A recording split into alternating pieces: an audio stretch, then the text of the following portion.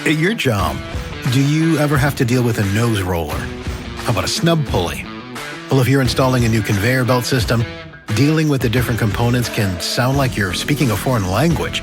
Luckily, you've got a team ready to help. Grainger's technical product specialists are fluent in maintenance, repair, and operations. So whenever you want to talk shop, just reach out. Call, click Grainger.com, or just stop by. Grainger, for the ones who get it done. Isn't it about time for somebody's favorite radio program?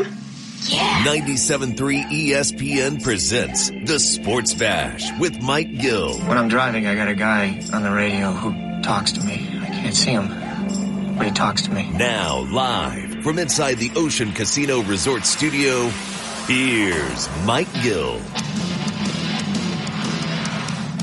We are live on a Thursday edition of the Sports Bash. Chickies and Pete's Tropicana. Here we go. The NFL season, it kicks off tonight, and you can listen to the action on 97.3 ESPN. What's up, everybody? Happy NFL, right? We'll kick it off with the Chiefs and the Ravens tonight on 97.3 ESPN. We got a lot for you today, and we got the Eagles and Packers tomorrow. We're all over that. Johnny Mack's in the house. Tonight, it's the return of One Thought Every Game. Casey Joyner at 5 o'clock. Jeff Nadeau has his favorite picks of the weekend. You know, there's one thing about the football season that is different about everything else. It's why I think it has become such a phenomenon in this country. It is the routine that the NFL football, college football brings to a country that yearns for routines. You know, we need that routine. The other sports don't give you the routine, right? There's no rhyme or reason of when you play. You might play Monday, you might be off Tuesday. You might play Wednesday, you might be off Thursday and Friday, and you might play again on Saturday if you're a hockey fan or you're an NBA fan. Baseball, it's the minutia, it's the everyday.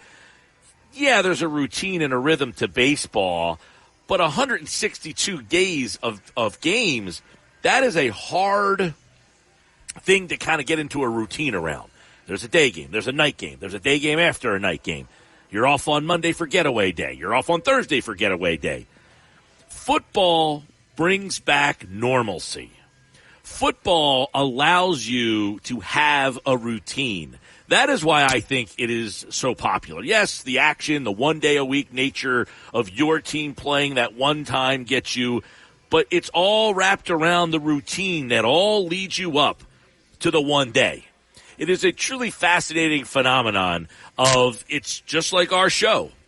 You know, once the fall football season gets here, we make changes to the show. We make additions and subtractions, and we change segments, and we get different guests, and we have guests that you're familiar with, and we have guests that have been a part of our show for years. John McMullen, Football at 4, Casey Joyner. You guys know the drill. It's the routine that we're back into. It starts today at Chickies and Pete's. That's part of my routine. Every Thursday, I am here. Every Monday, we're on the road. It is back to normal. And it all starts tonight, right here on 97.3 ESPN. We kick off the season with the Chiefs taking on the Baltimore Ravens. Last year, remember, it was the Chiefs and the Lions won that game.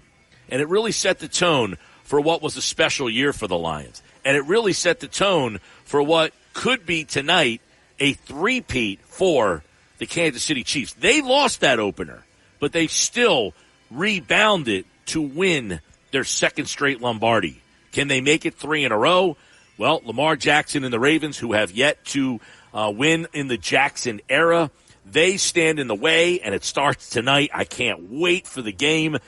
Jackson and the Ravens have changed the dynamics of their team. They went out and got Derrick Henry, and it just makes you feel like if Henry still has gas in the tank, they can win this thing. If Henry's a shot fighter, maybe not. I asked this question the other day. I was a guest on Birds 365 with McMullen. Josh, maybe you can interject because I can't think of one. The only guy I could really think of, I mentioned, was Marshall Faulk. a running back that changed teams, not via trade like McCaffrey. That was a reason because he was on a bad team that just didn't want to pay him, and they traded him away. It wasn't a free agent. I'm talking about, and I don't know that Falk was a free agent. He might have got traded too. Falk was traded, yeah. Right. So I'm talking about a free agent running back that changed teams, and that team prospered because of it. I can't really think of one. Because look at the Eagles and look at the Packers. They're going to play on Friday night. We're going to have that game for you on 97.3 ESPN. They both did something that is uncommon. They signed running backs to big money, over $12 million a year for both of them. They both got signed to big contracts. That has not worked out. In my memory, I cannot think of a team. Now, the Ravens are also trying to go down that road where they sign a big-name running back to big money, and they prosper from it. So tonight with the Ravens, tomorrow night with the Eagles and the Packers, they have all bucked the trend. They signed running backs to big money, and they are all hoping that those running backs are part of the reason why they win a championship. On the flip side, you've got Vineland's Isaiah Pacheco entering his third year, going for his third straight Super Bowl. Think about that. Isaiah Pacheco, 2 years in the league, 2 Super Bowl championships, going for his third straight. He's a 7th-round pick. He's not a guy that they spent a lot of money on at that position. So teams are saying, how do we beat the Chiefs?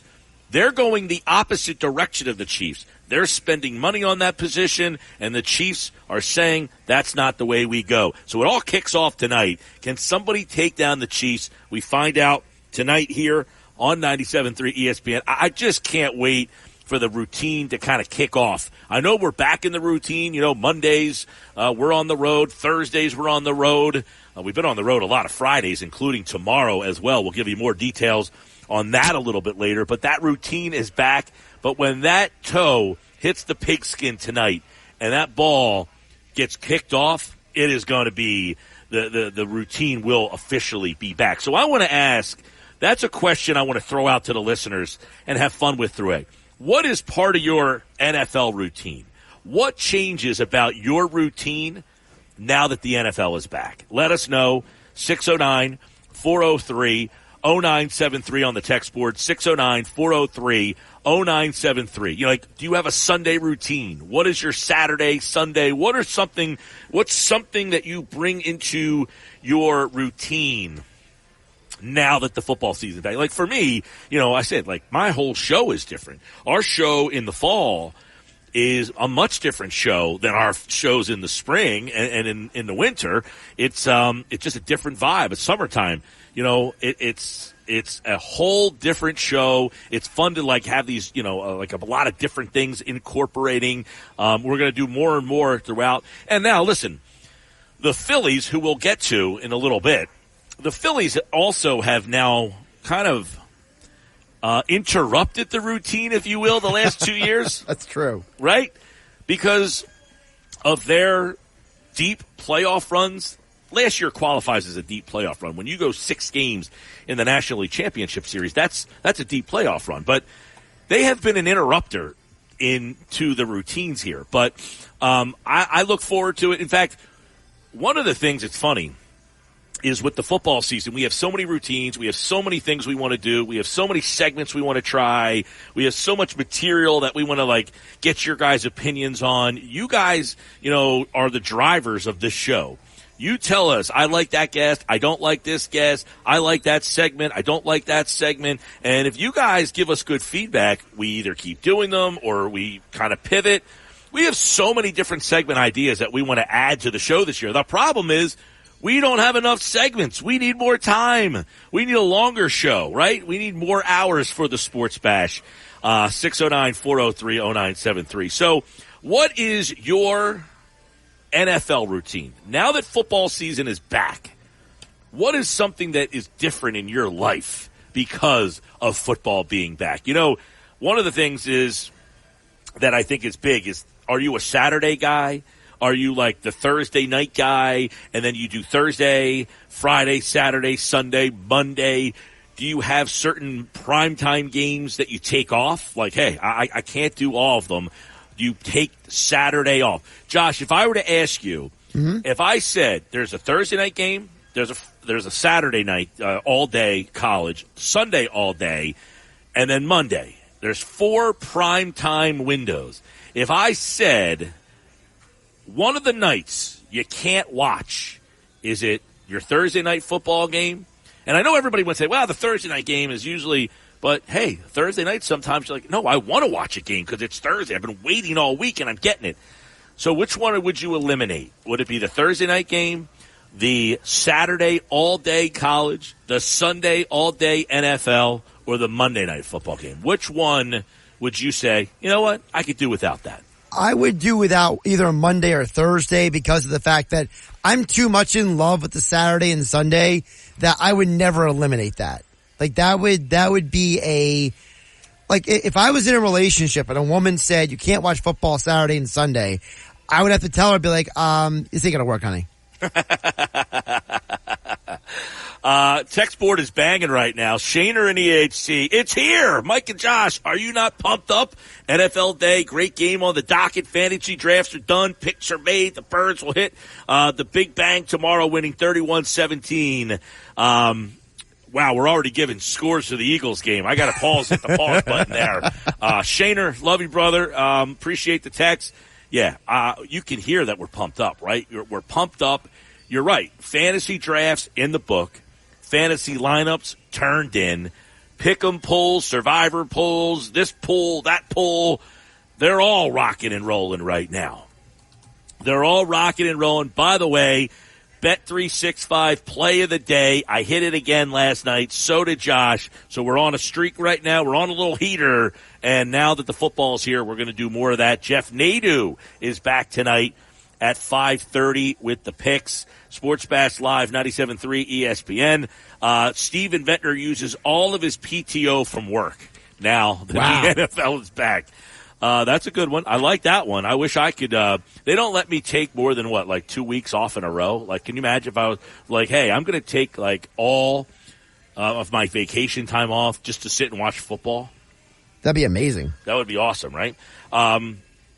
Wasn't Blunt a free agent before we got him, then Ajayi? No, they traded for Ajayi. Yeah, Blunt was a free agent, but I don't put Blunt in the category of Saquon. Like, I'm talking about a guy that the team spent big money on. Like, Blunt was not a big money acquisition. This was just like, yeah, they got LeGarrette Blunt. I don't think that was like, oh, that's the Super Bowl, In fact, you mentioned it. Yeah. They got Ajayi because they thought they needed somebody else. I'm talking about a free agent that was like a leading rusher in the league. So I got two for you because I've been doing a little research here for you, Mike. So the first one that came to mind, I wanted to double check if I had the right information. So when Ricky Waters went for the 49ers to the Eagles were a losing team the year before.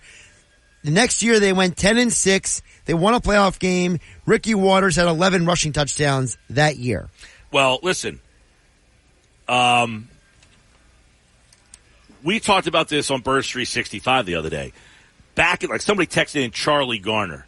Yes, in the era where the running back was the star, it happened more. But I'm talking about in the last, I don't know, how far do you want to go back? 10 years? Yeah, I would say in the last 10 years, there hasn't been many great running backs. I mean, DeMarco Murray was a bust. Chris Johnson was a bust. We went to the Cardinals. But you know what? You just brought up Le'Veon Bell, okay? He wanted money from the Steelers. They wouldn't give it to him. He went to the Jets. I don't think we ever heard of Le'Veon Bell ever again. Nope. Not one running back can I think of a high profile. I'm talking top. I can name you high profile backs who changed teams, but they all failed. Yeah, me too. Le'Veon Bell is at the top of that. Le'Veon Bell, Michael Turner. Remember we went from the Chargers to the Falcons. You had LaDainian Thomas go for the Chargers to the Jets. You had we mentioned DeMarco Murray. Chris Johnson went from the Titans to the Cardinals. There's a long list of them. There's a lot of guys. You mentioned DeMarco Murray with the Eagles. Now, he went from the Eagles to the Titans and actually played pretty well for the Titans, but he wasn't the player that he was for for Dallas, by the way. Big Al and Violin says Charlie Garner from 49ers from the Eagles. Yeah, that's a different era. I will give you, there were guys from an era gone by where running back was a bigger factor. Yeah, I had Warwick Dunn written down when he went from the Bucs to the Falcons. The Falcons won a playoff game the next year. Big Al and Violin says he goes red zone, big TV, local game on the small TV. That's his NFL routine. Yeah, I'm not on the red zone. I'm not a red zone guy, but I will put the Eagles game on my main TV, and then generally with the Eagles game on the main TV, there's not a second game up against it. Right. So I'll put NFL Network on. They don't do red zone, but they do something that's similar to the red zone. It's like their NFL game day or whatever. They just kind of whip around the league. So I just put that on. Bobby in Atlantic City says, I get the menus together and fellowship with the guys. When I was younger, we used to do, there'd be 10 of us sitting in my buddy's house from noon to midnight. We would literally just sit there all day and order food like ridiculous all day long.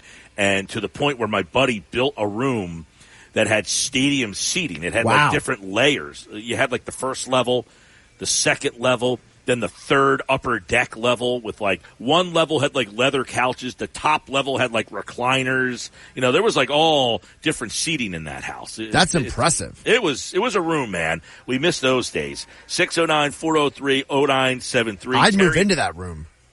If you saw it, you probably would. Terry in Galloway says off the top of my head, John Riggins, Marcus Allen, Edgerrin James. Yeah, you are going back to an era, Terry, where the running back was the guy. We're talking about in recent times.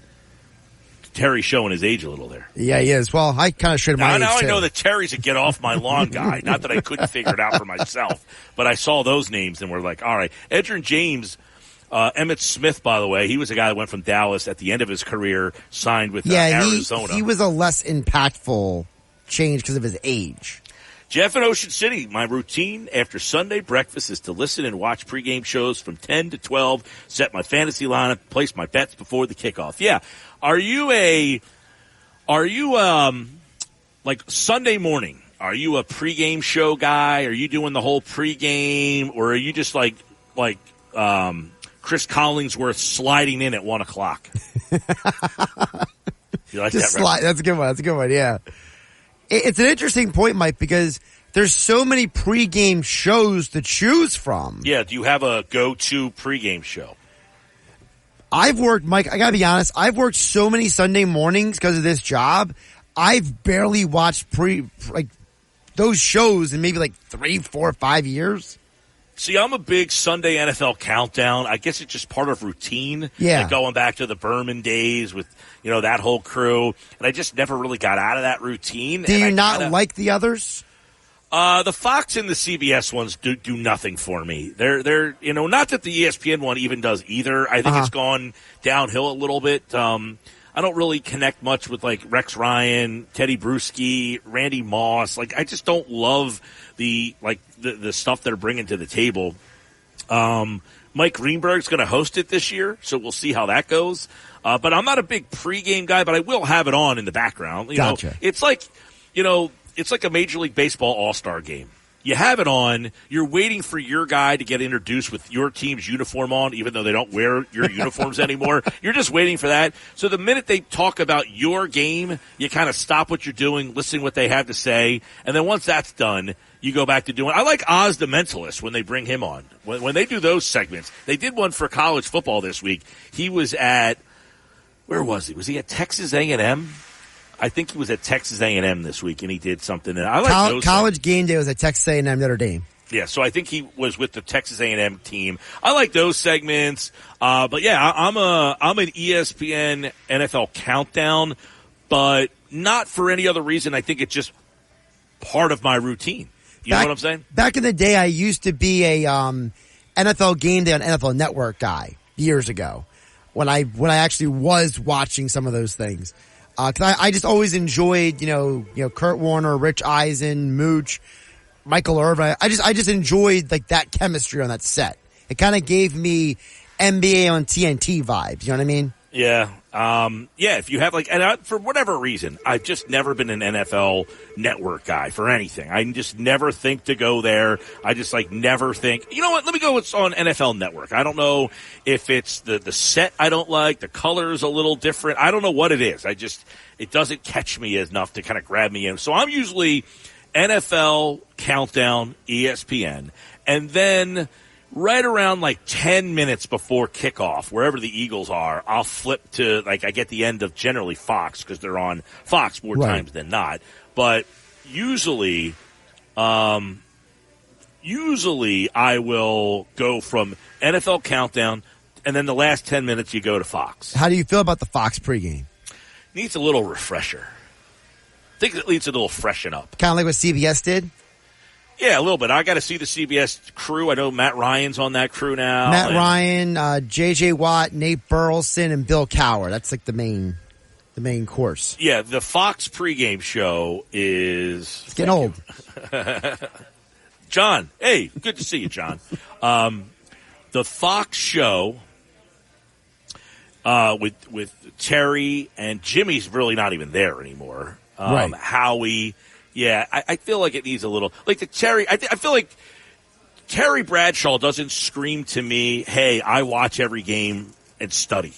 He just seems like a character of himself. He just saddles up and shows up for game day. I feel like he's kind of mailed it in about 5 years ago, maybe longer. I gotta be honest. I don't love Strahan either. He doesn't add anything for me. The only guy I like on that show is Howie Long. I like Howie. Howie to me still feels like he prepares. He still feels like he watches. He still feels like he has something to say. I feel Bradshaw could care less. Strahan doesn't do anything for me at all. He brings nothing to that show. Oh, and they have Gronk now. Gronk is probably the worst, period. Wow. He adds about as little to that pregame show as anybody could. Wow. You don't were agree? just totally down. I mean, he absolutely adds nothing. I got to be honest. I think he's way better when Kay Adams interviews him than Fox. Now, I don't know if he does it because he's trying to impress Kay Adams, but I mean, he brings way more analysis to her show when he comes on once a week than he does on the Fox set. He brings nothing to the table for me. Absolutely nothing. Yeah, I am so out on Gronk. I feel like he's just a complete waste of time. Yeah. I feel like everything is over-rehearsed, just not good. Yeah, the CBS one is all new this year, so we'll see how this goes. By the way, it's a rematch of the 2023 AFC Championship game tonight. Kansas City, 17-10. They beat the Ravens. 10 points were tied for the fewest by Baltimore in any game last year. Mahomes, he averages 369 passing yards per game in 4 career regular season starts against the Ravens. It's the highest number against any AFC opponent. Tonight, can Mahomes do what he has done against the Ravens in the past? We'll give you nuggets throughout the day on this game tonight. It's Sports Bash live on 97.3 ESPN, the 97.3 ESPN free mobile app, and streaming live video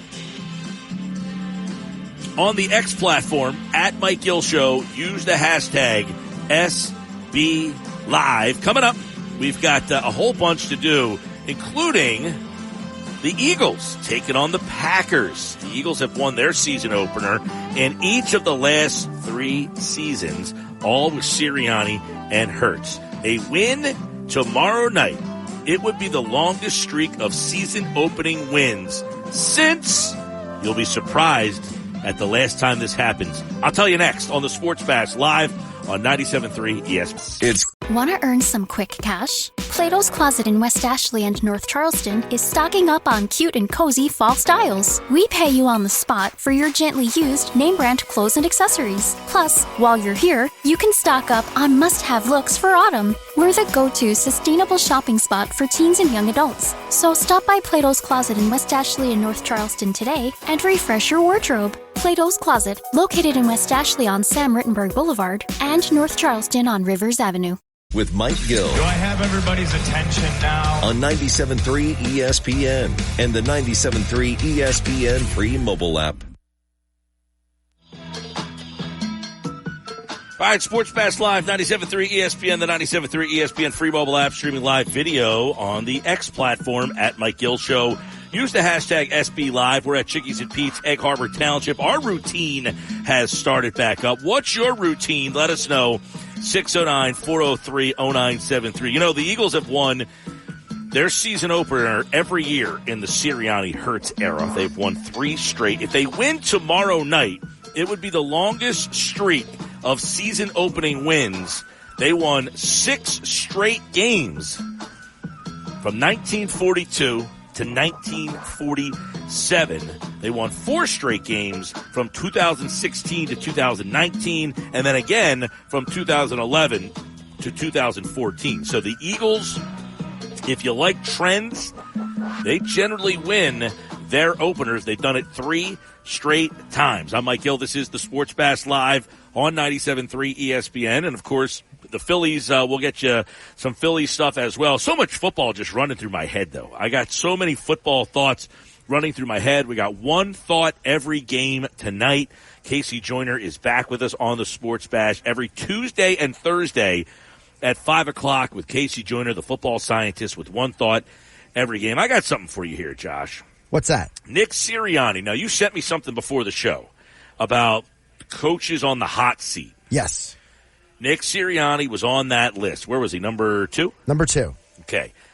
He has made the playoffs in each of his first 3 years in the league. The only coaches to debut in the Super Bowl era to make the playoffs in their first 4 years are Bill Cowher, Chuck Knox, John Harbaugh, and John Robinson. And that is it. If Sirianni makes the playoffs 4 straight years, he joins that list.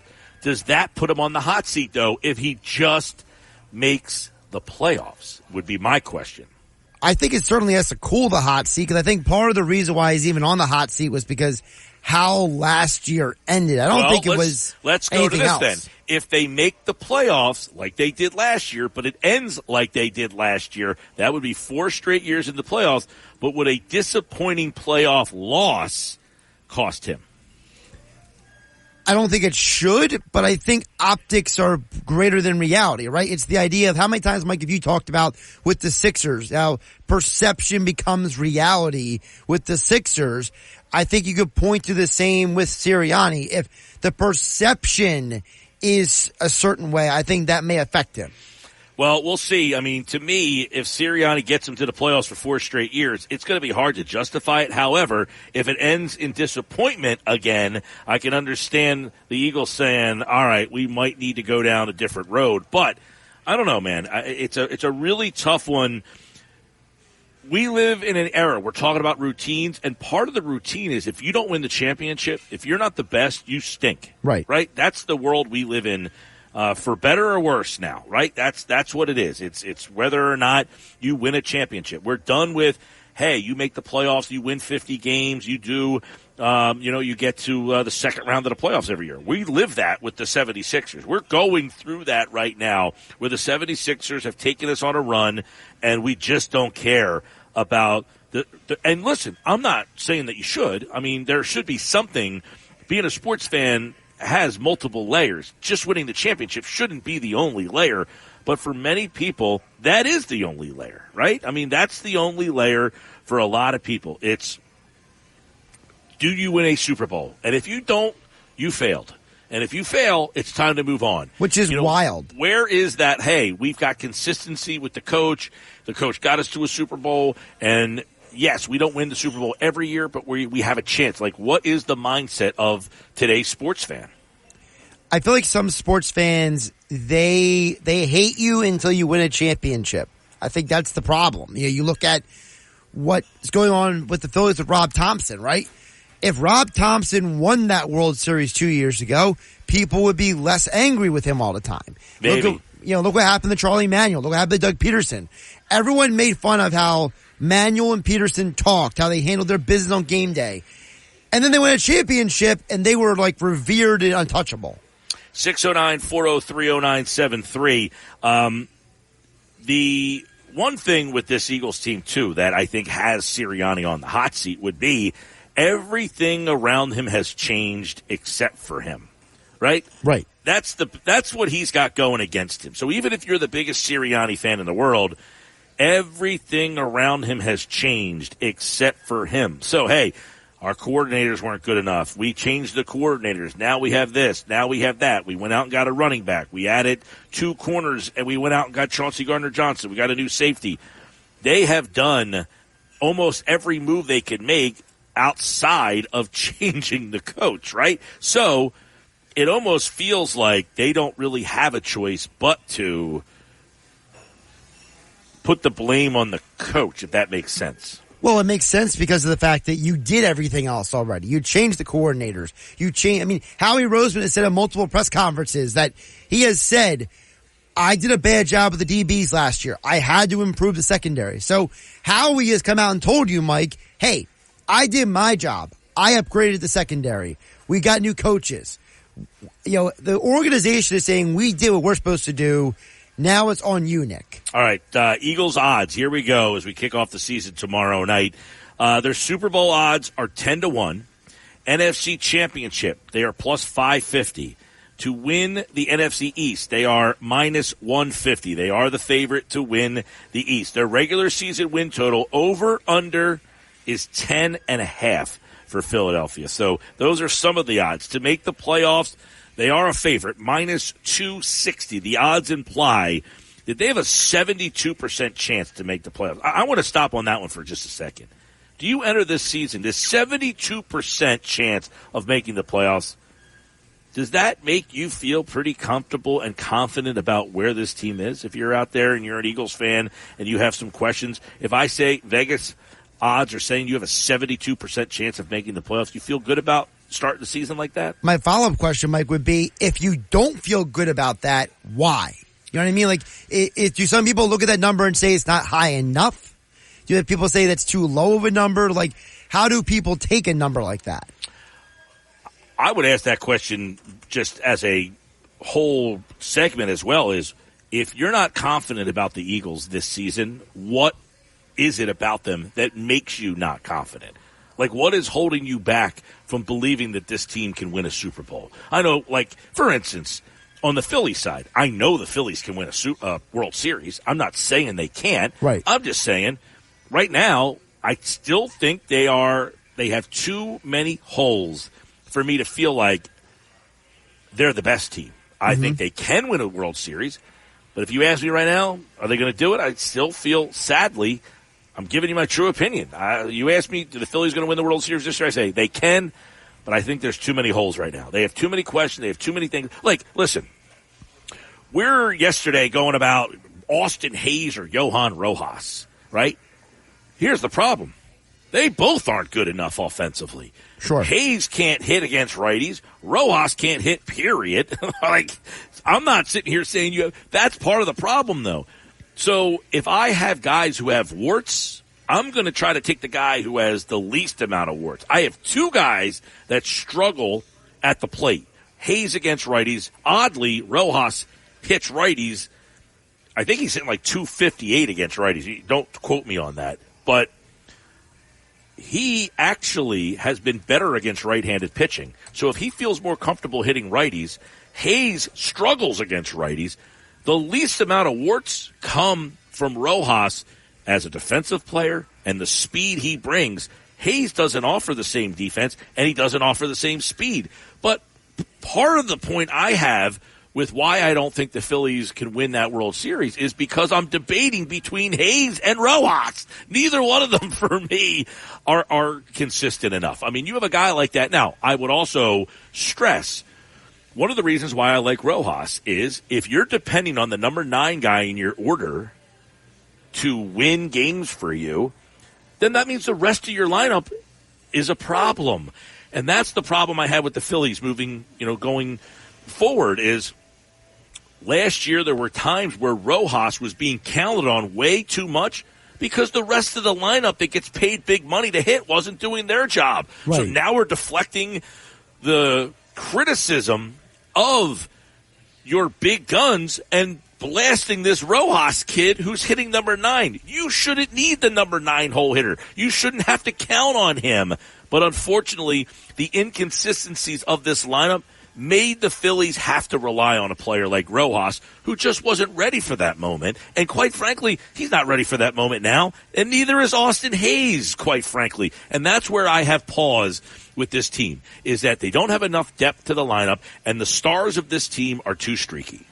By the way, Rojas, he's batting .252 versus right-handers, 198 against left-handers. That's the exact number right now. 252. Okay, he was, what did I say, 258, so a little lower than that. So, Mike, to that point you brought about the Phillies, I want to ask you a question that you asked me 2 months ago.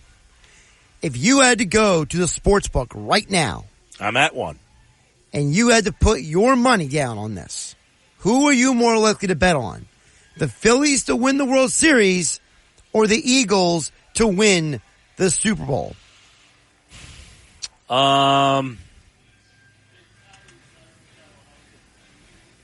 It's a tough one, man. I think, I feel like there are, there's arguments for both. Of course, yeah. I mean, the Phillies, I think, arguably, baseball is just so wide open.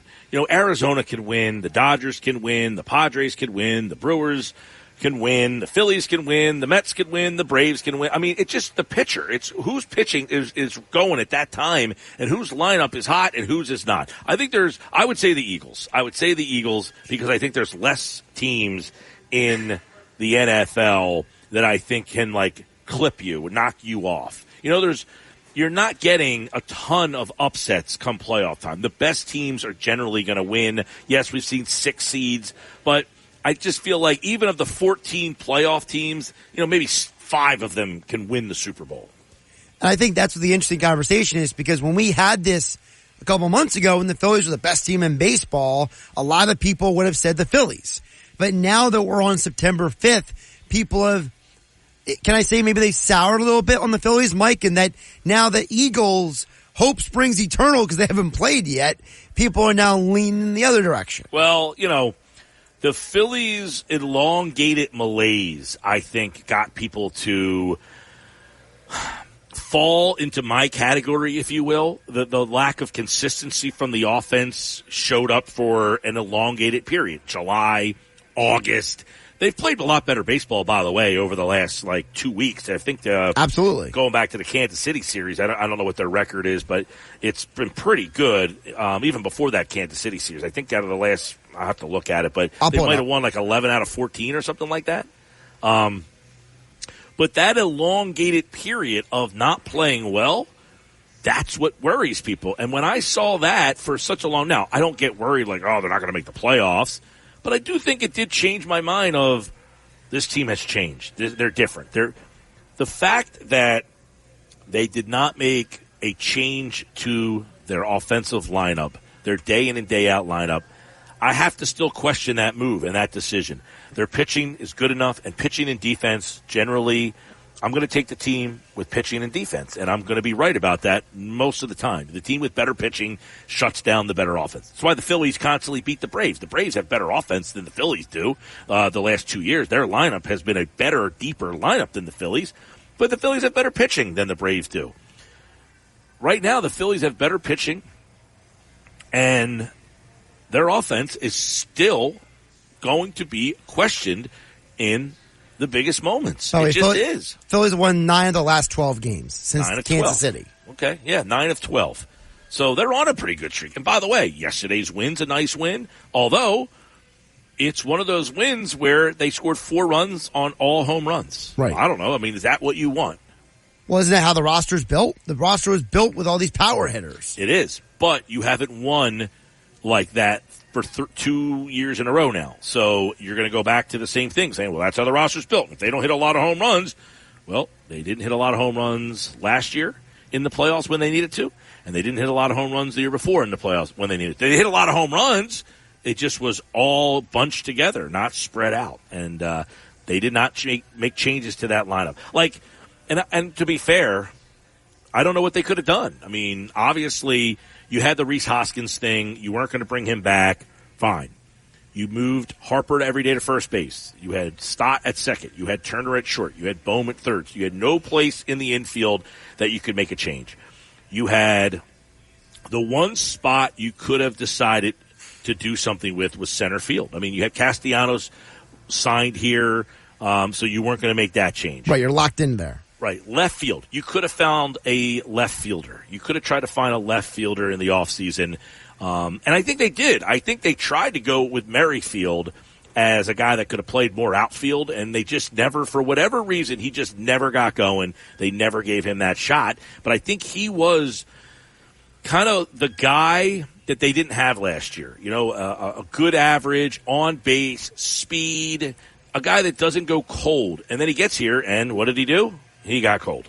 I mean, so that was, but I don't think that was enough. And then they didn't give him a chance to be an everyday player. I think, to me, Merrifield is a guy that was a missed opportunity. That's how I look at that whole situation. Sports Bash Live, 97.3 ESPN, the 97.3 ESPN free mobile app. The kickoff tonight is on 97.3 ESPN.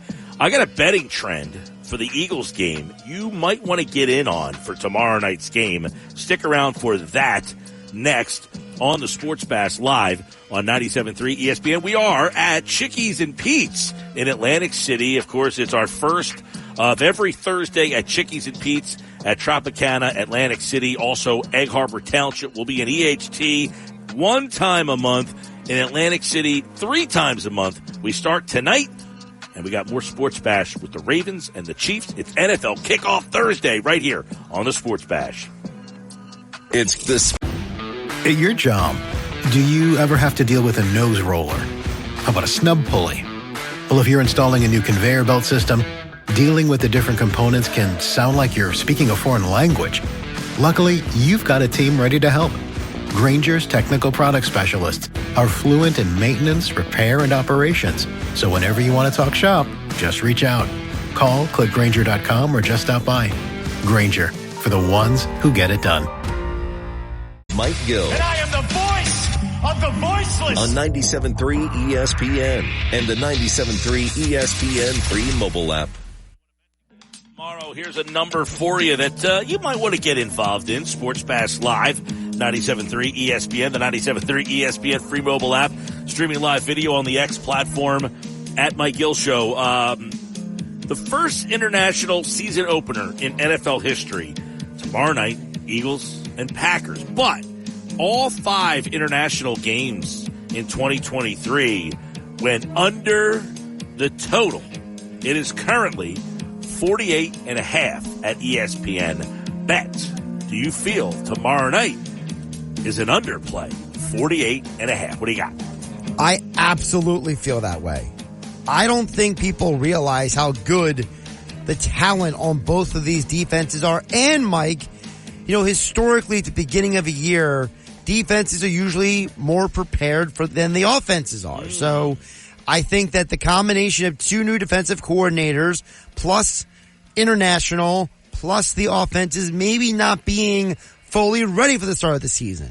Yeah, I'm not a big Packers I think their defense is just okay. I think that's where they struggle a little bit.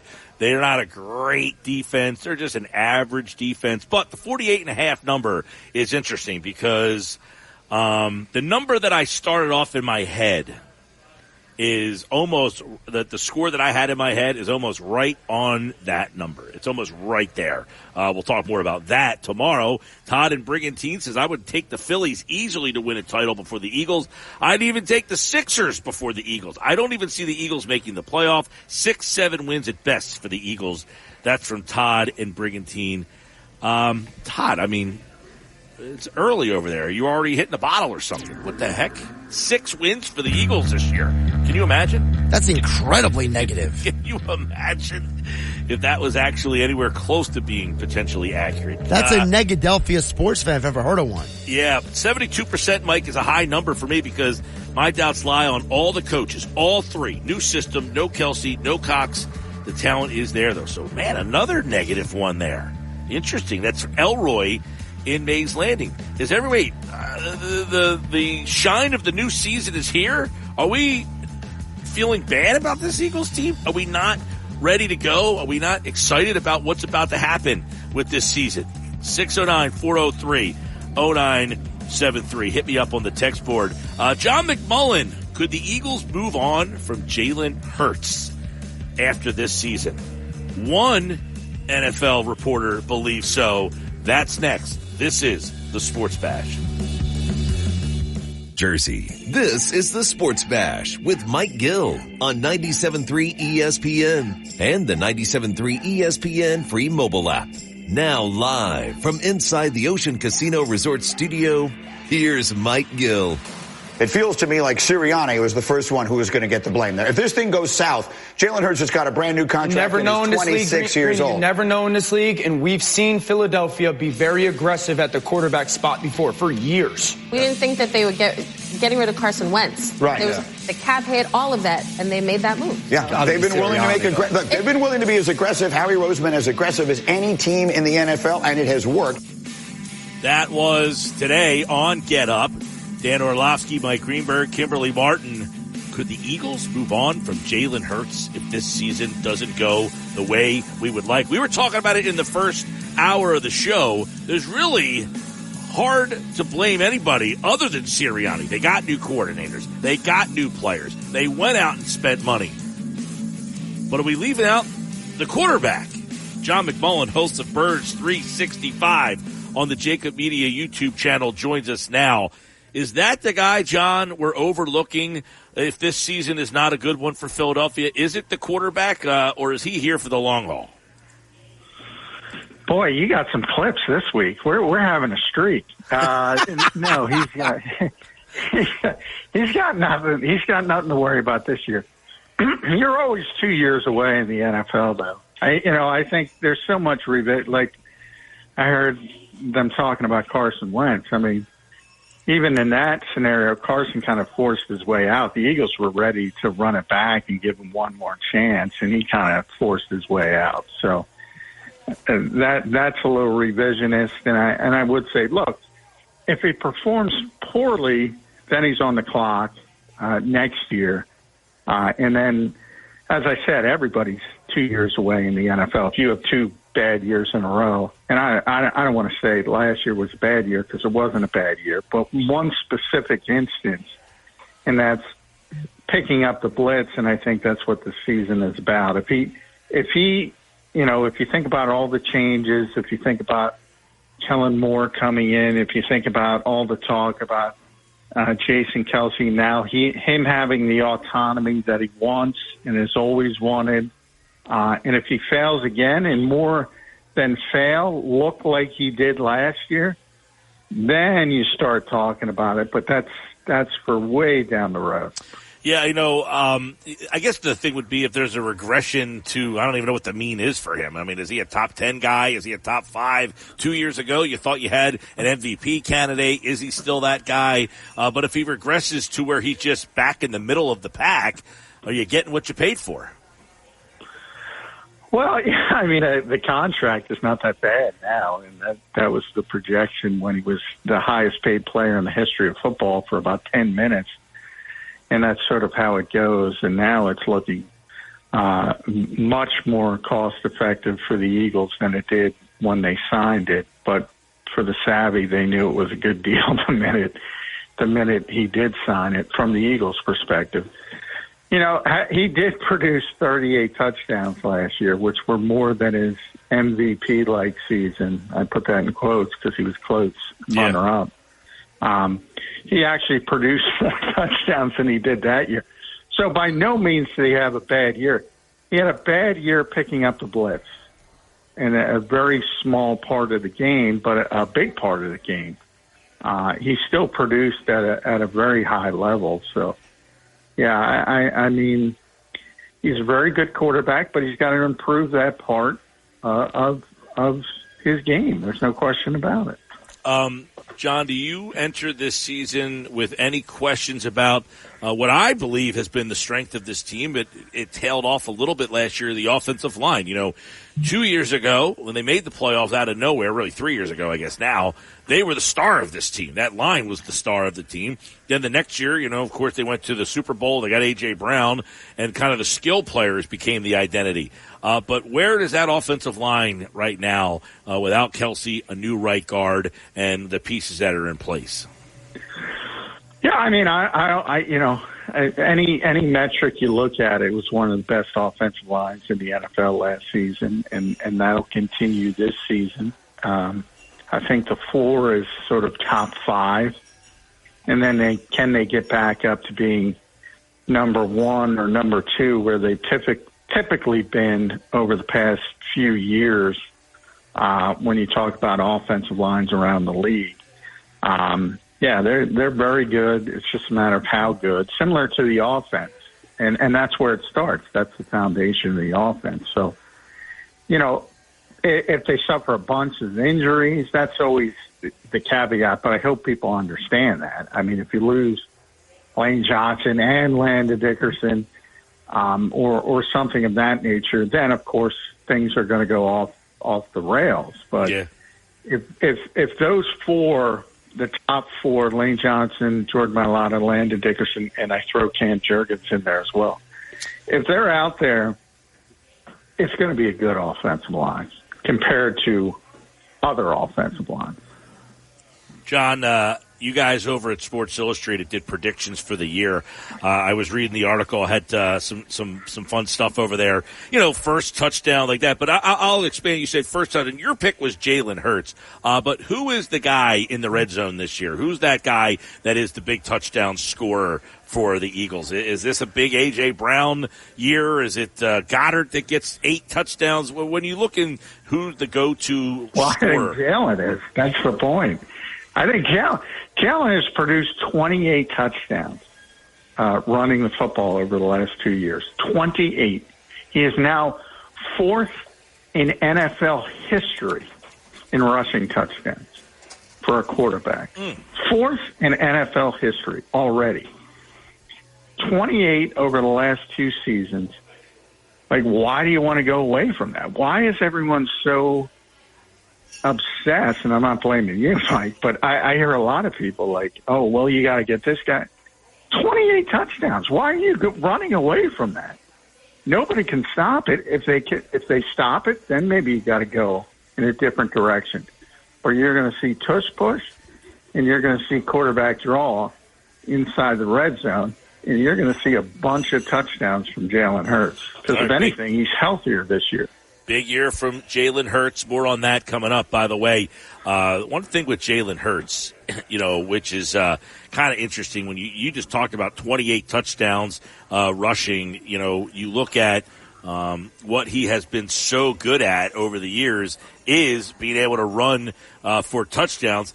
But he has an interception in each of his last 4 games to end last season. It's already the longest interception streak of his career. The last Philly quarterback to throw an interception in 5 straight games is Carson Wentz.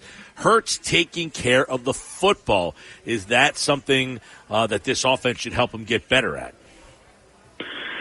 Yeah, I when we talk about the decline in the offense from 2022 to 2023, I think you can trace almost all of it to the turnovers and the lack of ball security. And typically, Jalen has been very ball security conscious in his career. And, I saw the same thing happen with Dak Prescott in the 2022 season, I guess, where he had a bunch of turnovers. And before that, there's always a guy who didn't turn it over a lot. And I thought, Eagles fans were excited. And I'm like, don't get too excited because he's going to regress back to his mean. And he did last season. And I think the same thing with Jalen Hurts. He's going to regress back to his particular mean when it comes to turnovers. And I think there's some randomness to that. And I think the ball just wasn't bouncing. You have to look at individual ones and see how that shakes out. And there were 2 really problematic ones. The Jets game, which he essentially lost with a very, very poor throw. And then the Seattle game, which we talked a lot about.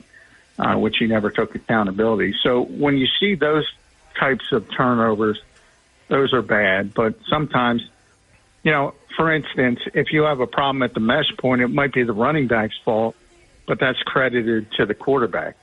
Is that really that big of a deal? So you have to really boil those things down.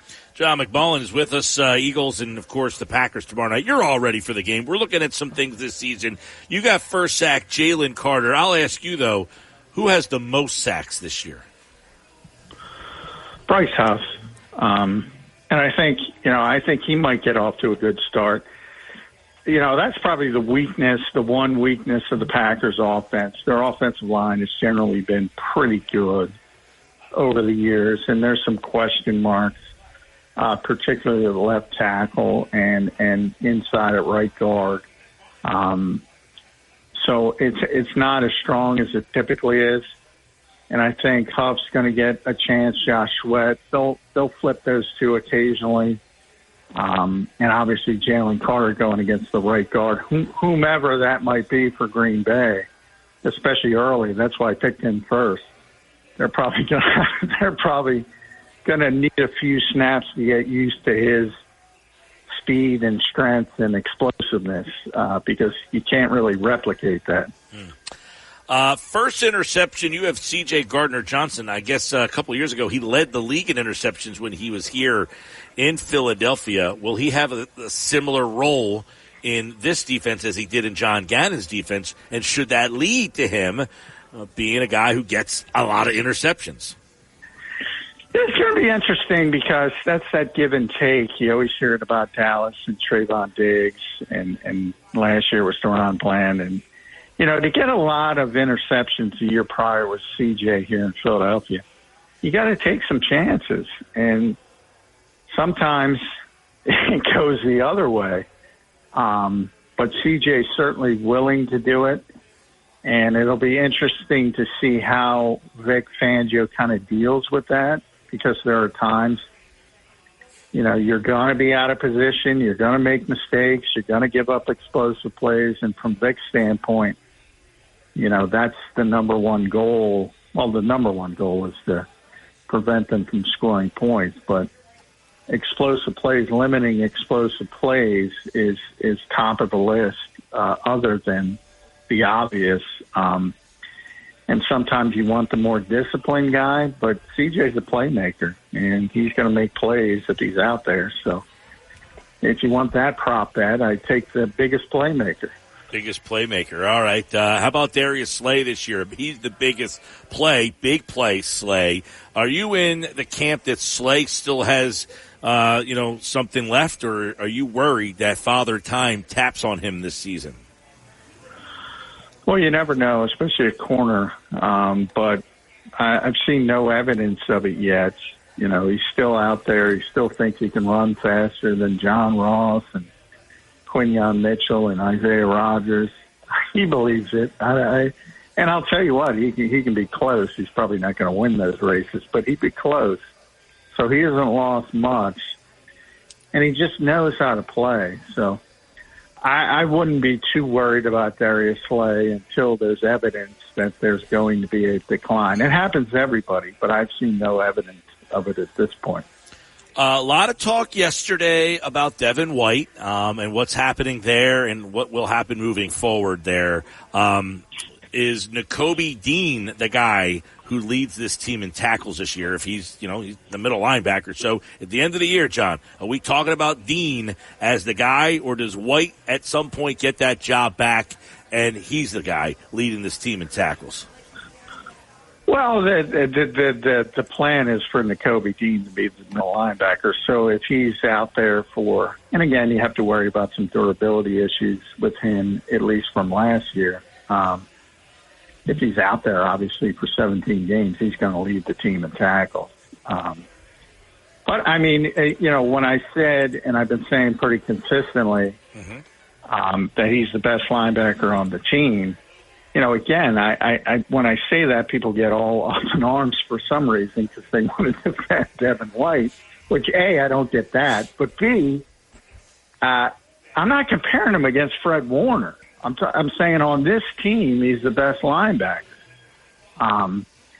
And that doesn't necessarily mean it's good enough. I think he's going to be good enough. He looks tremendous at the end of training camp. He looks like the guy many of us thought was coming out of Georgia as a rookie. He's very instinctive.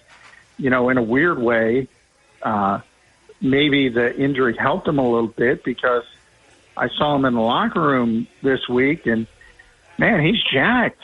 And he, if you think about it, he was, first he was in a rollabout. He had his Liz Frank surgery, and then he was on crutches, and then he was on a walking boot for a long period of time. And he couldn't work out, his lower body, so he was working out his upper body. And maybe it's a silver lining, because one thing that stood out, he was by far the most physical Eagles defender. Like, he was beating people up. And, yeah, he looks like a different player. A lot of optimism. And you should hope that Nakobe Dean is the Eagles' middle linebacker for all 17 games in the playoffs if you're looking for the best-case scenario for the Eagles. John McMullen looking at some previews of the season as they get ready for the Packers. Of course, tomorrow night you can hear the game on 97.3 ESPN. Merrill Reese, Mike Quick on the call. Jalen Hurts, is this a 4,000-yard passing year with A.J. Brown, Dotson, Smith, Goddard? Do you even throw the ball more to Barkley to get some yak yards after the catch to get you over 4,000? Yeah, I don't think so. I mean, he's gotten close, 38-something last season. 38-58. But I think, I think they want to be a little bit better balanced with Saquon Barkley. I think they want to have a little bit of a better running game. They want to be able to close out games better. So, there's a little bit of a give and take. If you're running it a little bit better, which I think people will like, that means there's less opportunity to throw it. So, it's a give and take. And I think a lot of people don't realize that. And so if one becomes more effective, you're not going to throw it as much, and that's going to keep the numbers down a little bit. I saw Dan Graziano, I think it was, who had his one bold prediction, and it was that Smith would be the leading receiver over Brown. In this offense, which guy do you think has the bigger year? Is this Smith's year, or is Brown still the go-to guy? Yeah, AJ's the best player on the team, so if he's healthy, I get it, the bold predictions. Would that be bold, or not so bold, just a little bit of a surprise? Devontae's very good, but, he's not A.J. Brown. So, yeah. What's the over-under there? 1,500 is the number you guys used over at Sports Illustrated. Well, he's been at 1,490, and he's been at 1,450 back-to-back. I don't think people realize how good A.J.'s been since he's gotten here, as weird as it sounds. I don't think he'll hit 15. I think everybody's coming down. I think same thing I said about Jalen. I think the passing game's coming down a little bit because the running game's going up a little bit. So not drastically, probably 1,350, and probably, Devontae's at 1,050, maybe 1,100. But if you're a better football team, who cares? Yeah. Which would mean potentially your final predictions over at SI.com. Ed Kratz and John McMullen predicting the season. Saquon Barkley, total yards, touchdowns combined. You went with a big number there. His was bigger, 1,700 yards with 11 total touchdowns. It's funny because that's right around the number, and you had 1,650, by the way. That's right around the number I said, like, if you're spending this kind of money on a running back, you probably need to be around 1,700 yards to say I got the ROI I was looking for. Yeah, well, I've gotten portrayed as some kind of Saquon hater, and it's funny because I've been doing this on my show, and I always ask everybody, that question, basically, what are the yards from scrimmage he's going to get? And I've been locked in at 1,650, and almost everybody's gone under that.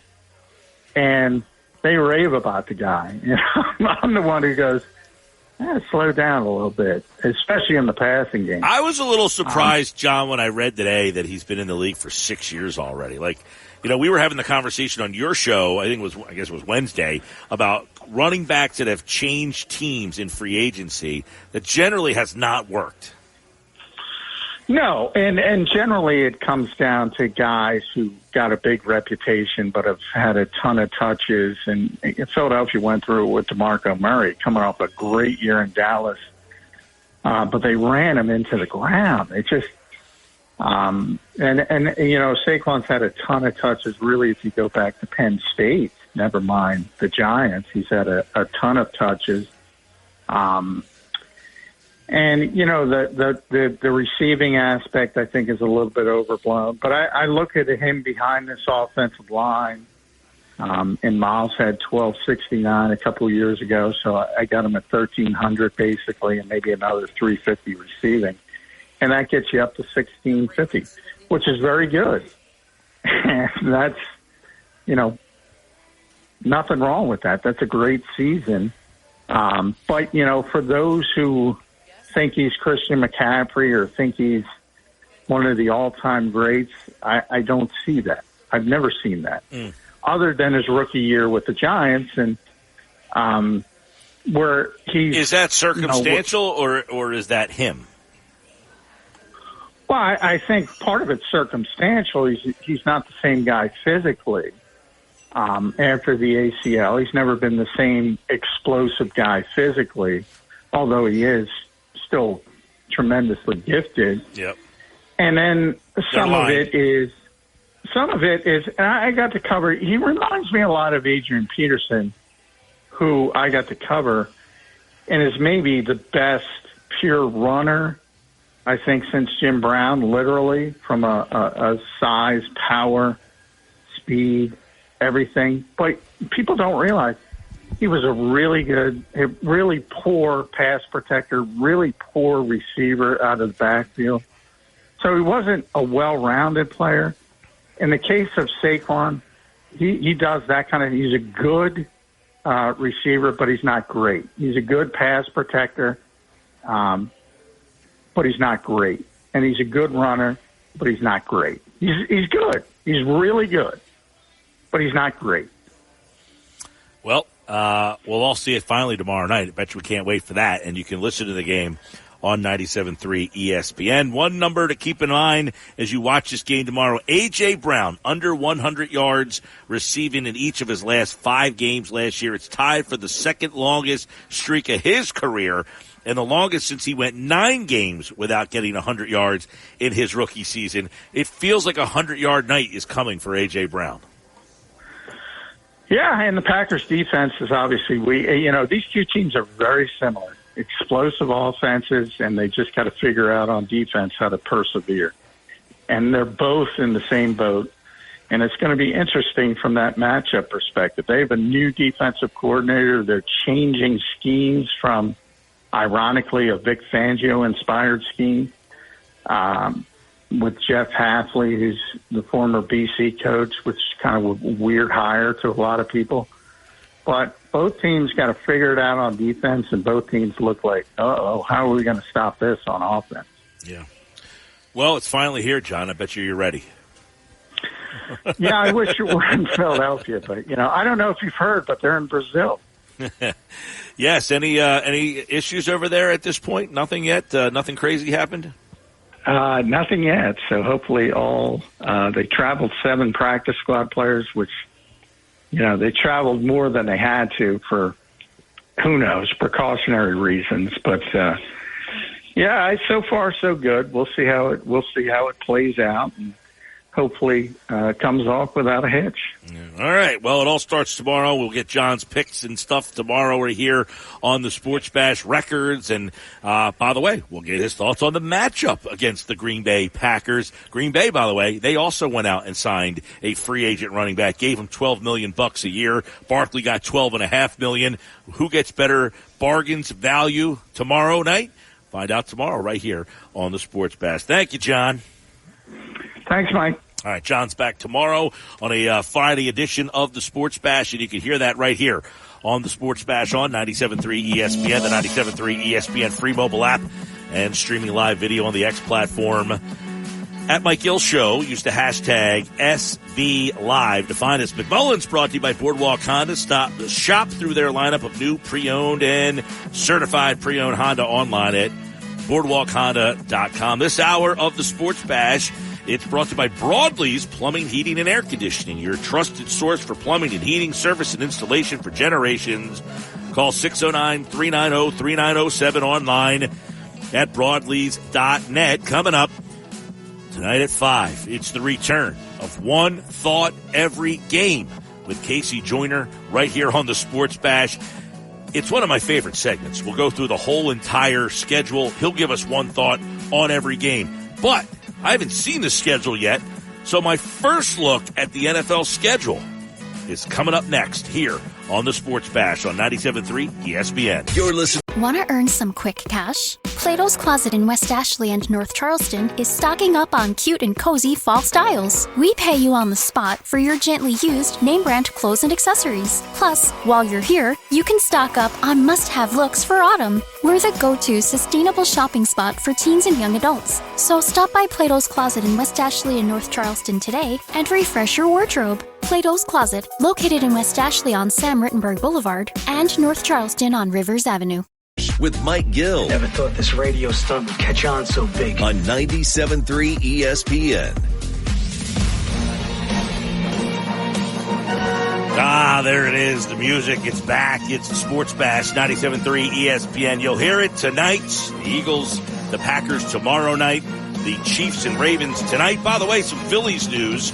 Outfielder Austin Hayes has been placed on the injured list with a kidney infection, and the team has recalled Cal Stevenson from AAA Lehigh to take his spot. So Hayes with a kidney infection, he is on the injured list. Hayes, since being traded in 19 games, has hit .254, 5 doubles, a home run, 5 ribbies, and 7 runs against left-handed pitchers. He's hitting .438. It's funny that the Phillies even included that in the press release. They put his left-handed pitching numbers into the press release there. Yeah, if you're ever wondering if the Phillies are listening, Mike. Yeah. Against righties, he hasn't hit a lick. He couldn't hit off a tee. But against lefties, he's been crushing it. All right, we do a segment every year where we take a look at this schedule. It's our first look at the NFL schedule. And when we say it's our first look at the NFL schedule, we really mean it. Like, I don't really have time to look at every week's games. Like, yeah, sometimes you run across a game or here, but the schedule in its entirety, it's our first look at the NFL Week 1 schedule, and it's now on the Sports Bash Live, 97.3 ESPN. All right, here we go. All right. We start off tonight with the Baltimore Ravens taking on the Kansas City Chiefs. You got Ravens-Chiefs championship game rematch from the AFC a year ago. I mean, the Chiefs last year lost this game at home. Yes, on they did. Opening night. So I wouldn't be surprised if they lost this game again. You know, it wouldn't surprise me. I know I like the Ravens more than you do, but I think they got Derrick Henry for a reason. And I think that reason is to take the pressure off of Jackson. He doesn't have great weapons in the pass game. He still doesn't have that stud wide receiver. And you might say, well, teams can key on him. But that should make him a better thrower with the guys that he's already done a pretty good job with. But he still has that hammer late in the game if they have a lead to try to run it out. So I'm intrigued by the game tonight. I think Kansas City's probably favored in the game because they're at home by like 3. Mike, the line is been sitting at 3 for a while now, actually. So, good job by you. You saw the writing on the wall, and you said, you know what? I know the trend for this, and I'm going to roll with it. Sunday slate: Pittsburgh and Atlanta. You know, I like Atlanta. Most people not as big on Atlanta as I am. I did see that somebody picked them as a Super Bowl sleeper. I think they've done a good job this offseason with the quarterback, adding Cousins, getting 2 pieces on defense that are very good players, Judon and Simmons. Pittsburgh is kind of a sleepy type of team. I don't like Russell Wilson. I'd rather go with Justin Fields. To the running game with Najee Harris, do they still have that? They have a good passing attack with Pickens as a deep threat, but not a lot else on that offense. Defense is pretty good for Pittsburgh, but Atlanta is sneaky at home. I like Atlanta in the game. We go like 3.5. The line is 3.5 at all but 2 books right now. So that's 2 in a row, Mike, you've hit. I'm off to a good NFL start. All right, what's next? Arizona, Buffalo. I'm not on Buffalo. I'm not a big Buffalo guy this year. Arizona, I think, is sneaky. With Murray back, I think he gives him a shot, to be competitive. With Harrison, we've seen rookie receivers have big years. I think he can be one of those guys. Their defense is not great, though. That's their problem. Buffalo, to me, lost too much. I don't know why people are so high on Buffalo. Where's the weapon? Who's the guy they're going to go to late in the game that can make that big catch for them that they've had in the past? I just think they take a step back. That being said, I think Buffalo at home, with Arizona having to travel across the country, probably about a touchdown here. Give me Buffalo by 6. Close, Mike. The line is 6.5. But, Mike, did you know 60% of the money is going to the Cardinals to cover the spread in this game? Would you take that number? 6.5. I probably would. They're sneaky. I think that Cardinals team is a little sneaky. Let's go to Tennessee and Chicago. 2 teams I like more than most people. I like the Bears a lot with that offense. I'm not even the big Caleb Williams fan, but it's almost hard for him to screw this up. He's got all sorts of weapons on the receiver side of things. Their defense is solid. Tennessee went out and at it. They went out and got Tony Pollard, Calvin Ridley, Hopkins. So they've got weapons, man. They've got some weapons over there. The one thing I don't like, Tyler Boyd. The one thing I don't love is the quarterback there. So that's their problem. Defensively, this is not the Mike Vrabel type of Tennessee defenses. But Chicago at home here, I'm going to go Bears by 3 at home. And I think the Bears score a lot of points in this game. I like the Bears with the 3.5. Bears are 3.5 at every sports book, Mike. Ooh. But, just like the last game, 60% of the bets are taking the Titans to cover on the road. New England takes on Cincinnati. It's the Patriots and the Bengals. I mean, what's going on with Jamar Chase? I don't know what to expect with that, but the Bengals are, the Patriots are the worst team maybe in the league. I have it number 1 in my ugly 5 yesterday. Games in Cincinnati, Burrow's back. They lose Boyd. They still have Higgins. They lost Mixon. Who's going to run the ball there? The defense is okay. New England just has nothing. But are they rejuvenated by a different voice, having a new coach out in New England to keep it close? I imagine this spread's probably in the 8 to 9 range. So I'll go Bengals 8.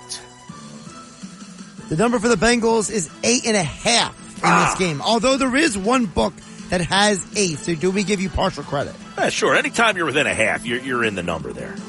By the way, the money is going heavy on the Bengals. 60% of the money is going Bengals cover the spread. Patriots played tough against the Eagles in the opener last year, if you remember that one. That was last year. That was Bill Belichick.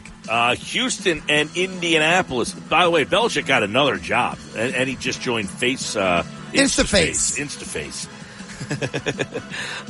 Houston and Indianapolis division game right off the bat. Everybody hot on the Houston Texans. Indianapolis at home. Don't love the quarterback situation there. Richardson just not, I just don't believe in him as a consistent enough thrower of the football. He might be able to run around and make some plays for you to keep you in games, which would be interesting for the line. Houston added Diggs. They added Mixon. They have obviously a lot of expectations. Are they a road favorite in the game? I imagine so. I think Vegas is hot on this team. So even though Indy's at home here, I think it's Houston 2.5 on the road. Good job, Mike. Half the books have 2.5. The other half of the books have 3. Ooh. Good job by you. And the Texans are favored by the public on the mode. Big money coming in. Yep. 63% of the bets. Texans to cover the spread on the road. All right, Jacksonville and Miami. Hot down there, baby. What's the temperature in Miami? That's where it is. Hard Rock Stadium, 1 o'clock. I like Miami as a regular season team, especially at home.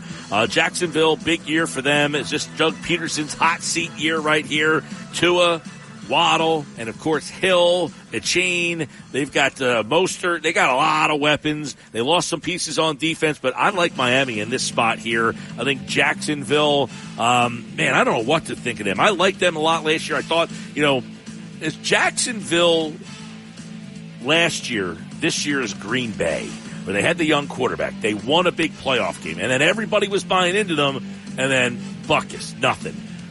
Jacksonville, to me, just doesn't have a feel right now. I like Miami by 4. So, Mike, in this game, Miami is favored by either 3 or 3.5. And the money is split 50-50 between the Jags and the Dolphins, Mike.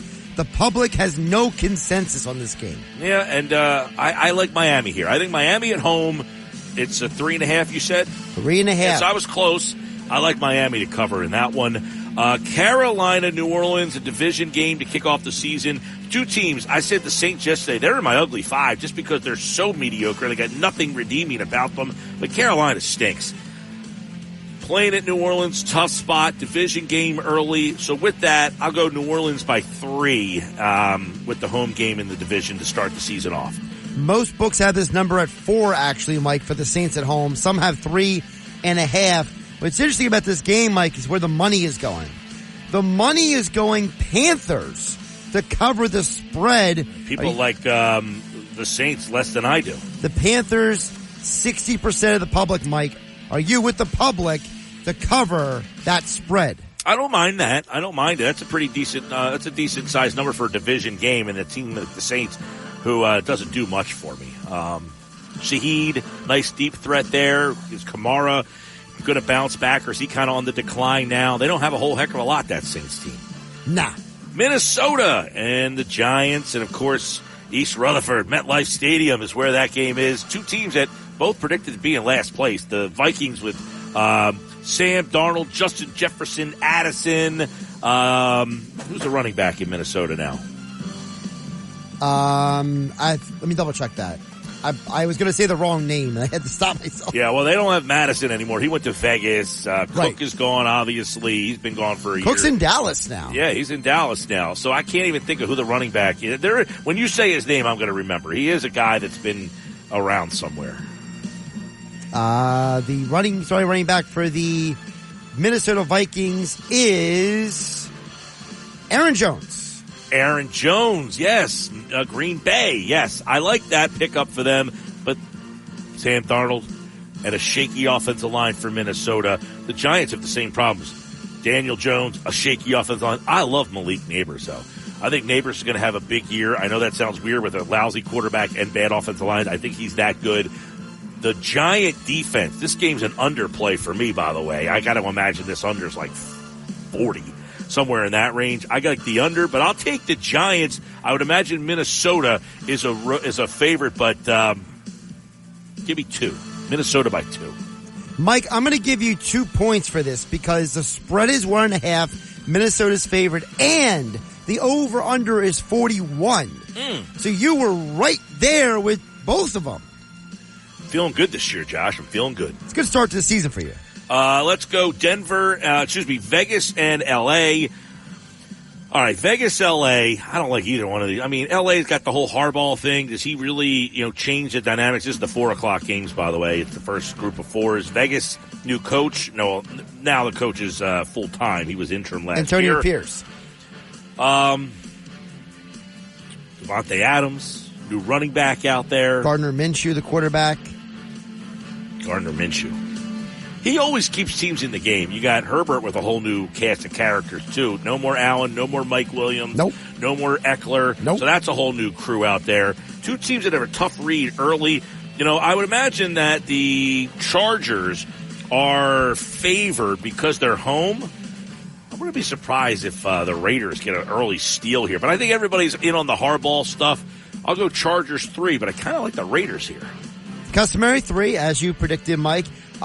Raiders, though, 60% of the bets are going those Raiders. All right, Denver is taking on Seattle. I like the Seattle team if Geno Smith comes back to where he was 2 years ago. Denver, I don't like Bo Nix, and I don't like a lot of the weapons out there. So Seattle, for me, they got a lot of weapons. I think Jackson Smith and Jigba is a name this year that not enough people are talking about. I think Smith and Jigba has a big year this year. Lockett, I think, starts to take the step back. They got DK Metcalf. I like Charbonnet. I like Kenny Walker. Can they get the play from Geno Smith? And I think they have a good defense, Seattle. They're, to me, one of those teams in the mix for the third wild card. I don't like Denver at all. Give me Seattle at home. What are we going? Seattle 5? Close, Mike. It's 6. Seattle's favored by 6. Wow, that's a big number home for Seattle. I mean, I don't know that. I'm talking about Seattle being maybe a third wild card team, not like a Super Bowl contender here. Well, 63% of the bets are going Broncos to cover that 6-point spread.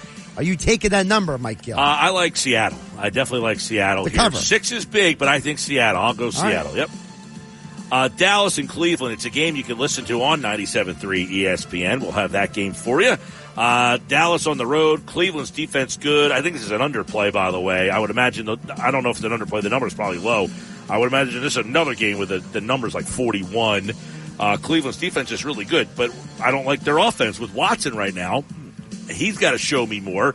No Chubb. He's still out for half the season. They got Judy. They've got Cooper. Dallas, I think their offense takes a step back with Zeke Elliott and Dowd. Is it the other running back, right? Is Rico, how am I blanking? Dowd, right? Is his name? Rico Dowd. Yeah, okay. Just making sure I'm was talking about the right guy. Give me Cleveland 3.5, right? 3. I'll go Cleveland 3. Very close, Mike. Off by a half. It's 2.5. Cleveland is favorite home, but you nailed the over/under, Mike. It is 41. All right, I'm in a groove here. You are. Let's keep it going. Washington, Tampa. I like Tampa, not as a Super Bowl team, but I think they're a division champion. I think they can challenge Atlanta there. I like Atlanta a little bit more than I like Tampa. I like Tampa's, the fact that they brought everybody back, so they should be the continuity there. I like Washington a little bit better than most, but I don't think Washington's like a double-digit win team, maybe an 8-win team. I'll go Tampa on the road. It's hot down there. I'll go Tampa 3 to start things off, and I like the Buccaneers. Tampa is currently 3.5 at all but one book. And at that book, they are 3, Mike. Oh, nice. Sunday Night Football, you can listen to the game on 97.3 ESPN. Matthew Stafford returns to Detroit to take on the Lions. It's a game you can hear right here on 97.3 ESPN. I like this game. I like the Rams more than you do. I know that. That's true. I have the Rams as a third wild card team. Puka Nacua, Cooper Kupp is back. I like Kyron Williams. I think their defense is better than people give them credit for. I know they lost Aaron Donald, but they had some nice pieces around him last year. They drafted up front as well. But I love the Lions. I think this Lions team is really deep, really good. Their line's really good. They got weapons all over the place.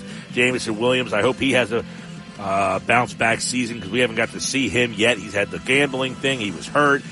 So he's back. They got Amon-Ra St. Brown. Love him as well. I think this Lions team is tough, man. They won on opening night last year, so this moment won't be too big for them for Sunday Night Football. It'll be the Lions by 5, and I think the Lions win big. Lions are currently favored by 4.5 is the number, but Mike Gill, did you know that 62% of the bets are going with Stafford and the Rams? Wow, a little surprised by that. And then Monday night, you can listen to the game on 97.3 ESPN. If you have DirecTV, you might not be able to watch it. This is true. Jets and 49ers. Good game. Look, if Aaron Rodgers is half competent, he just takes care of the ball and he's just a game manager, they're going to be really good. I don't think Aaron Rodgers is a game manager. I think he's still a guy that can win games because he's the best player in the field. And if that's the case, the Jets are going to be a Super Bowl contender. But the Niners are really good in this spot here to start the season off. I like San Francisco at home to be favored in the game. I'm going to go San Francisco by 3.5. But I think the Jets might steal this game on the road. A lot of bad vibes around the Niners for me. So I think the Niners are favored by 3.5. I kind of like the Jets as the play. If you like the Jets, you're going to love this number, Mike, because it's not 3.5. It's 4.5. Whoa. So you might want to run with that number to the bank, Mike. All right. Well, there we go. It's our first look at the NFL schedule for the 2024 season. Don't forget, One Thought Every Game tonight at 5 o'clock here on the Sports Bash. This is hour of the Sports Bash. It's brought to you by Broadleaf Plumbing, Heating, and Air Conditioning. Broadleaf, your trusted source for heating and plumbing service and installation for generations. Call them at 609-390-3907 or visit them online at broadleaf.net. All right, we got plenty more Sports Bash coming your way. We got facts and figures throughout the day on the opening night of the NFL season. You know, when we come back, Dan Orlovsky, he said earlier the excuses are all gone for Jalen Hurts. But does he have some excuses built in? Are there built-in excuses for Jalen Hurts? We'll get into that. Phillies lineup, when that pops out, we'll get it to you as well. But when we come back, I got a question for Josh. See if he can name them. Stick around for that. I'll tell you what I'm saying, what I mean, coming up next on the Sports Bash. Want to earn some quick cash? Plato's Closet in West Ashley and North Charleston is stocking up on cute and cozy fall styles. We pay you on the spot for your gently used name brand clothes and accessories. Plus, while you're here, you can stock up on must-have looks for autumn. We're the go-to sustainable shopping spot for teens and young adults. So stop by Plato's Closet in West Ashley and North Charleston today and refresh your wardrobe. Plato's Closet, located in West Ashley on Sam Rittenberg Boulevard and North Charleston on Rivers Avenue. The Sports Bash with Mike Gill on 97.3 ESPN and the free mobile app.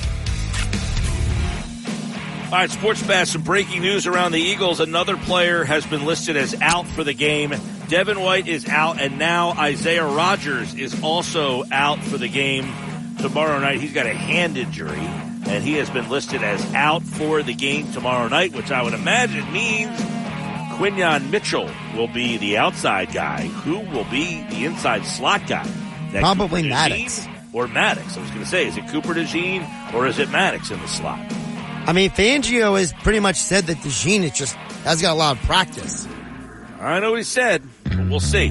We'll ask Andrew DeCecco that, what he thinks will happen. This is just down. The injury report just came out about 5 minutes ago, so we'll keep our eyes on that as well. By the way, Josh, here you go. Jalen Hurts and Jordan Love. It's the first head-to-head meeting between the 4th and 5th quarterbacks selected in the 2020 draft. Per Elias, the 2020 draft is on track to be the first in which the first 5 QBs selected will all start the season opener for the team that drafted them. Wow. 5 seasons later. Do you know the 3 other guys? Tua for the Dolphins. Yep. Herbert for the Chargers, That and is Burrow correct. for the Bengals. Bang, bang, bang. Good job by you. Burrow, Tua, Herbert, and then the 4th pick was Love, and the 5th pick was Jalen Hurts. All 5 will start for their respective teams that drafted them this weekend. Football at 4 with DeCecco. It's coming up next. 97.3 ESPN presents the Sports Bash with Mike Gill. It's time for Football at 4 with Andrew DeCecco, powered by the Inside the Birds podcast. We're never satisfied. That hunger for more. I have it. Everyone has it. Now live, this is Football at 4.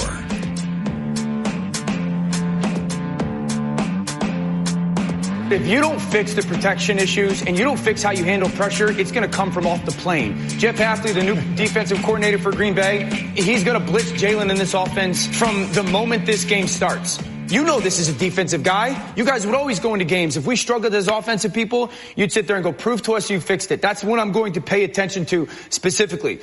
But make no bones about it. If it doesn't work out and they're not playing well, the quarterback has no blame other than he's got to play better. All right, there is Dan Orlovsky as we get ready for Football at 4 here on the Sports Bash. Football at 4 is powered by the Inside the Birds podcast. It's brought to you by Bet365. Whatever the sport, whatever the moment, it's never ordinary at Bet365. Andrew DeCecco is here. We're going to break down the matchups that he's looking at in this game tomorrow night. Gosh almighty, Andrew, it's nice to talk about a game and a matchup. What's up, my brother? Hey, Mike, how you doing? All is good, man. And man, it's finally a game. We finally got it going here, but let's get into Jalen Hurts here. He just said no one to blame for himself this year. They've given him everything. Do you concur that this offense is now a complete roster? They gave him the coordinator. They got the line. They've got the weapons, that really there are no excuses for this offense this year. Yeah, I think that's an accurate assessment. They've worked really hard in the offseason to acquire as many weapons as possible, including running back Saquon Barkley, to really balance out the offense, and it's going to allow Jalen Hurts the ability to lean on the running game and not have to take so many hits in the short yardage situations. Then, of course, you have the gamut of weapons, which now includes wide receiver Jahan Dotson. So I think Jalen Hurts, there's not a lot of excuses right now. The offensive line is set and in place, and now it's up to him to take the next step in his evolution as a quarterback. All right, let's look at that offense, Andrew, and get your thoughts. You know, the Eagles' passing game. You got Brown, you got Dotson, you got Smith. Is that a strength in the game Friday night against this Packers secondary? Yeah, I believe it is. But I also would temper that by saying it all depends on how much Jahan Dotson's able to help you in terms of what he knows of the offense right now. It's not an easy offense to learn. They didn't get here that long ago, so I'll be curious to see how the Eagles choose to play it, whether or not they elevate a wide receiver like a Paris Campbell to alleviate that, or if they realize if it's to the point where he knows enough of the offense to get them through the game. So we'll find that out. But A.J. and Devontae, the best receiving duo in the NFL. I guess you could also say Chase and Higgins in Cincinnati are up there as well. But I think that Devontae and AJ give you the best balance, and they're going to be able to win most of the matchups that anyone puts in front of them. So I think you're in good shape there. Talking with Andrew DeCecco, looking at the matchups he's looking at in the game on Friday night. Jalen Hurts, third among quarterbacks with 605 rushing yards last season. Green Bay tied for 29th in rushing yards allowed to opposing quarterbacks. Do you look at Jalen Hurts' legs Friday night as a big factor in the game? I do, especially as you're trying to settle into the game, and I believe the Green Bay is going to look to test the protection up front. With Cam Jurgens and Jalen Hurts, of course, they're going to, and the Eagles defense really did a lot of that during training camp. So I think you're going to see Green Bay try to take an aggressive approach, and in doing so, Jalen Hurts is going to be able to find running lanes. If things aren't there, if he's not seeing things as quickly, it'll allow him to settle into the game. I also would expect some short plays to Saquon Barkley and Dallas Goedert as well. All right, Andrew, let's go to Barkley. He obviously $12.5 million. They brought him in here. Is this a night where you can feature him right off the bat against this Green Bay defense? Is that a spot where you say, hey, we spent $12.5 million, let's feature him on opening night? Should there be lanes to run against the Green Bay defense for Saquon Barkley? Yeah, I certainly think they're going to try. That they're going to try and eat up as much clock as possible, keep the Green Bay offense off the field, and burn out some clock there with Saquon Barkley. But we'll have to see how that works, because it takes time for things to click sometimes, and I think you're going to see them implement that early on to try and settle the offense into the game, but sometimes that doesn't always work. So we'll have to see. But I think Saquon is going to be featured heavily. But I would actually think that he's going to have more of a factor in the receiving game. As Green Bay, I would expect to send a lot of pressure early to see what the Eagles are able to do in terms of blocking it up. All right, let's flip to the defense with some news, some breaking news, by the way. Isaiah Rodgers has been ruled out for the game. I would imagine that means Quinyon Mitchell goes to the outside. How does this all affect the Eagles' defense? It looked like Rodgers was going to be the guy outside and Mitchell more in the slot. So how do they configure that defense now? Yeah, I talked to Isaiah Rodgers earlier in the week, and he was really excited about this game, so it's a tough break for him. But now you're going to see Quinyon Mitchell stay at nickel and Kelee Ringo go in outside when the Eagles are in nickel, and then in base package, you're going to see Quinyon Mitchell and Darius Slay out there at corner.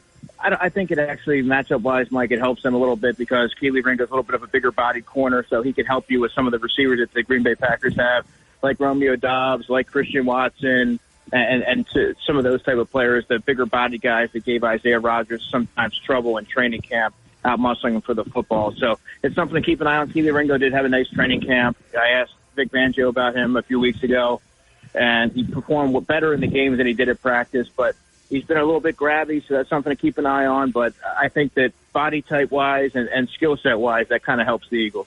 Brett Rodgers is out with a hand injury in the game, so he will not play for the Eagles. Of course, the other guy you didn't mention is Cooper DeJean. Do you anticipate him being active, inactive, a part of this defensive game plan at all tomorrow night?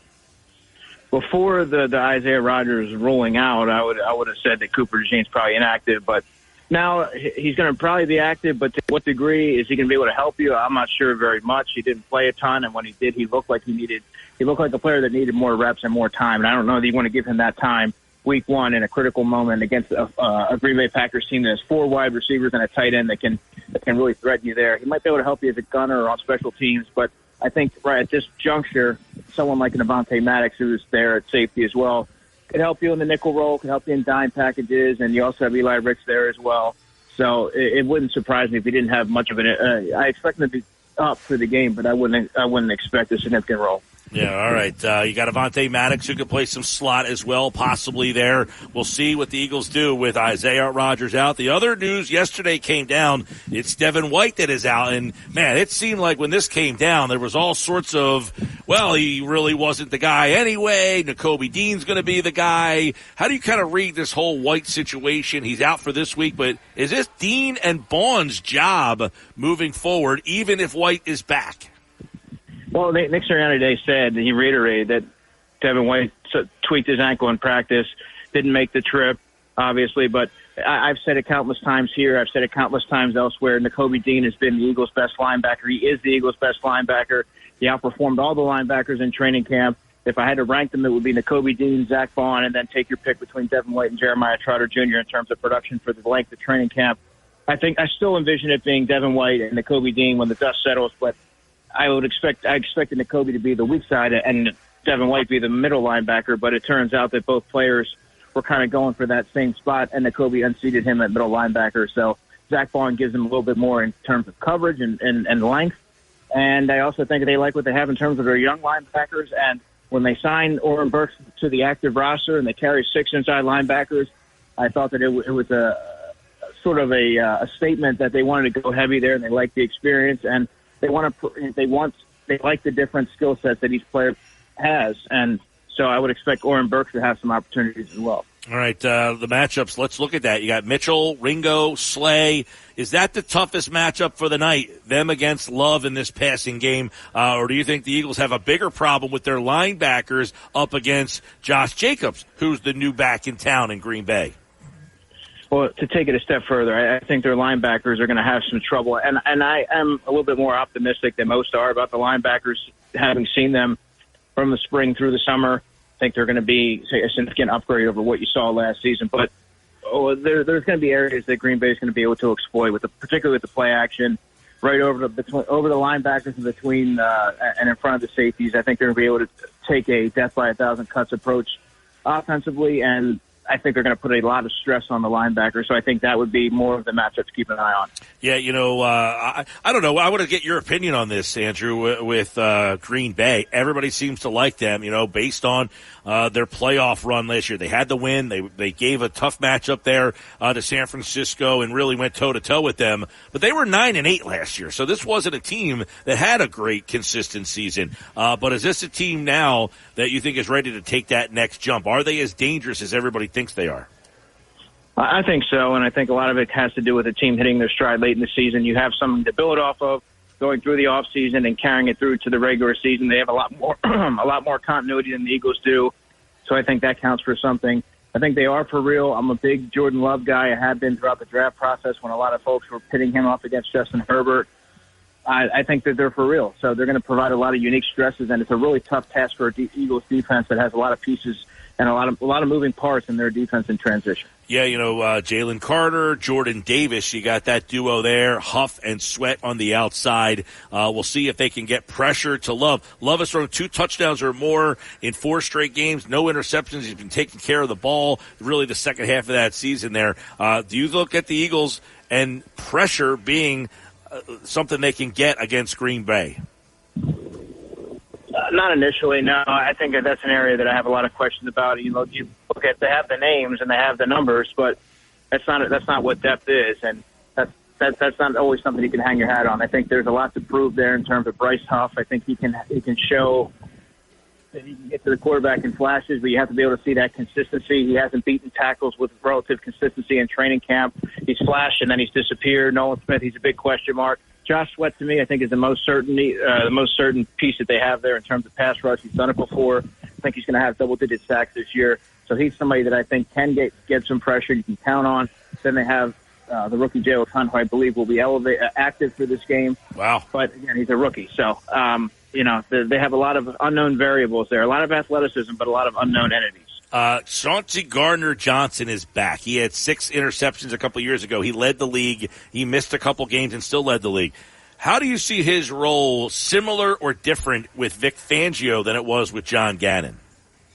Well, I think that he's going to prove himself to be the Eagles' most impactful offseason addition in the sense that he can make plays on the back end, change momentum, take the football away, but he can also be moved around formations. And I think you're going to see Vic Fangio find ways to creatively deploy him, whether that be nickel, whether that be deep safety, whether he send him on blitzes. I think that he's going to be a versatile chess piece that they're going to look to exploit in a multitude of ways. And therefore, I think he's going to prove himself to be a versatile back-end piece that can take the football away and allow Reed Blankenship to take a more of a complementary backseat role, which better suits his skill set. Who has the big offensive game Friday night for you for Philadelphia? Who's the guy on Saturday morning we're saying, man, I can't believe what he did last night? Devontae Smith, but it won't be a surprise for me. I picked him on my article for InsideTheBirds.com as my offensive player of the year for the Eagles, and I do believe that he's going to have a 1,300-yard season. He's going to thrive where teams look to shade coverage over to A.J. Brown. I think the fact that Kellen Moore is likely to move him around, particularly out of the slot, is going to help accentuate what Devontae can do. He's a 3-level threat. He's really impressed me getting vertical and fighting through contact and in catch situations, so I think he's going to thrive. All right, Andrew DeCecco, Football at 4 from the InsideTheBirds.com. And, of course, those guys got you covered all season long. We got you covered here on Football at 4. We'll get picks and everything from Adam tomorrow right here. It's the big one, and a lot of people talking about this one setting the tone, Andrew, in terms of what happened last year. If they come out and look like they haven't made that step, how big of an opening night? I mean, you don't want to say, hey, if you lose the game, your season's over. But if they lose the game and don't look good, is that a concern for you? Is this a tone setter for Philadelphia? I don't know that it will be overly concerned. It depends on how they lose, but you have to take in all the other factors. There's the lack of continuity. There's 2 new coordinators. The offense hasn't gotten a lot of work together. I've always been of the belief that you have to have patience with the offense because there's the center quarterback exchange. There's a new wide receiver there. There's a quarterback who he's looked good in training camp, but you have to translate that onto the field. And in a game setting, that's a lot different. So I think for everything to be clicking and firing, and you're playing in Brazil, no less, I wouldn't be surprised if they get off to a slower start, but I don't think that would be cause for concern. I just look at all the different elements surrounding the game, and I try to be really realistic with how I look at it. And I think that I don't expect it to be a high-scoring game, just given all the things surrounding the game. But I don't know that you can look at this game one way or the other as something that could determine the season or set the tone. I think that when you get them back on for Monday Night Football in Philadelphia, that's where you're really going to be able to measure where the team is at that point. Well, it all goes down tomorrow night. Finally, after the off-season training camp, preseason, and all of the prognostications. It's Eagles-Packers tomorrow night right here on 97.3 ESPN. So, Andrew, do they get off to a good start, or are we talking the next time you're on about an 0-1 team? Well, I pride myself on consistency, and ever since the schedule came out, I've had this one as a loss. And I think even seeing it through spring and summer and everything, I still have it as a loss. So, and I think they rebounded a big way on Monday night. All right, so he doesn't like Philadelphia. He'll go Green Bay in this one, and we'll talk to him next week when the Eagles get ready to take on the Falcons on Monday Night Football. Another edition of Football at 4. All right, buddy, we'll talk to you next week, pal. Thank you. All right, Andrew DeCecco, Football at 4 here on the Sports Bash live on 97.3 ESPN. And, of course, Andrew and Football at 4 is brought to you by Bet365. Whatever the sport, whatever the moment, it's never ordinary at Bet365. You know, some of the matchups that he talked about that I want to just real quickly kind of touch on. The one is the passing game of Philadelphia against their secondary. I think there's a lot of gaps in the secondary there. Johnson, you look at Johnson, Brown, and Smith. I don't think they have enough depth in the secondary, but do they have the pass rush? That's another area. I don't think their pass rush. I just, and we talked about this with McMullen earlier. I don't love the Green Bay defense. That's why when I look at them and why they went 9-8 last year, I just don't know that they have a good enough defense for a 17-game schedule for them to have a 12-5 type of year. I think their defense, they're going to rely so much on their offense. Now, unless they have somebody that really steps up and takes that next level, they've got a couple of young guys on the defensive side of the ball, but I just didn't love the defense last year, and I think it's going to be tough for them. It'll be interesting to see. You know, they signed Josh Jacobs in the offseason for $12 million. The Eagles went with Saquon Barkley. Does Josh Jacobs have anything left in the tank? Right? I mean, when he was in Vegas 2 years ago, he had an unbelievable season, but did they grind him to the ground to the fact that Vegas didn't want to bring him back? And they said, yeah, go ahead and take off and go see if you can get paid. Barkley got paid. Jacobs got paid. But both of these guys have a lot of tread on the tire. Which one of those guys, Josh, do you think has a bigger year? Josh Jacobs with his new teams or Saquon Barkley with his new team?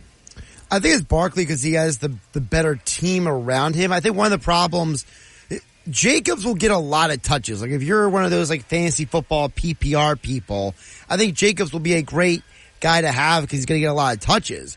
But the big difference is that the Eagles have the better offensive line. The Eagles have the better offensive targets around Saquon. And I think the real concern in Green Bay is people will focus more on Jacobs, and that'll open up the passing game, whereas in Philadelphia, they will be heavily focused on Brown, Smith, Goddard, and that'll open up opportunities for Barkley. Do you like the trio of receivers in Green Bay? I mean, they don't have like that number one. Watson, if he's healthy, is kind of that number one guy, but his inconsistency of being healthy has been a problem for them. Yeah.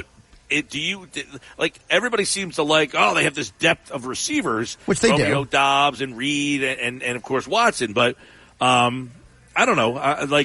Does that matchup worry you on Friday night? The Eagles, now they lose Isaiah Rodgers. When I say they lose a starting corner, does that make you go, oh no? Blessing in disguise.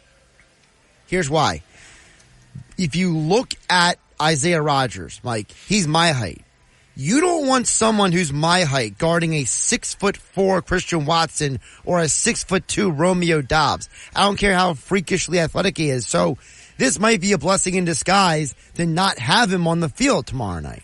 Well, we'll see what that does with the configuration. Andrew seems to think Kaylee Ringo will now be the guy on the outside, and Quinyon Mitchell will be the guy that gets kind of slid to his corner spot that he was already going to be playing. Which is real quick an interesting point because the slot receiver will probably be Wicks in most situations, and if you ask people who watch the Packers closely, they think Wicks is the better route runner. So I'll ask you, Mike, is it smart to have your quote-unquote best athlete at corner in Mitchell, a guy who can play inside and outside, against the other team's best route runner?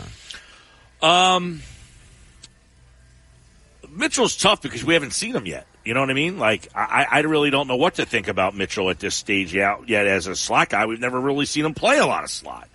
True. But I'm just wondering in terms of just like who he's up against. Listen, this Packers secondary wide receiving core, I think, is solid. Watson can be spectacular. He's the one guy that you can say if he's healthy and he's going, he's tough. He's a freak. And he's big too, right? I mean, he's like 6'5", he can run. That's that. 6'4", runs like the wind. Sports Bash Live, 97.3 ESPN. That is football at 4, and of course Adam's here tomorrow. By the way, the Phillies lineup is out. It is Schwarber, DH, Turner, Harper, Castellanos. Still no Bohm, by the way. Starting to get worried about Bohm?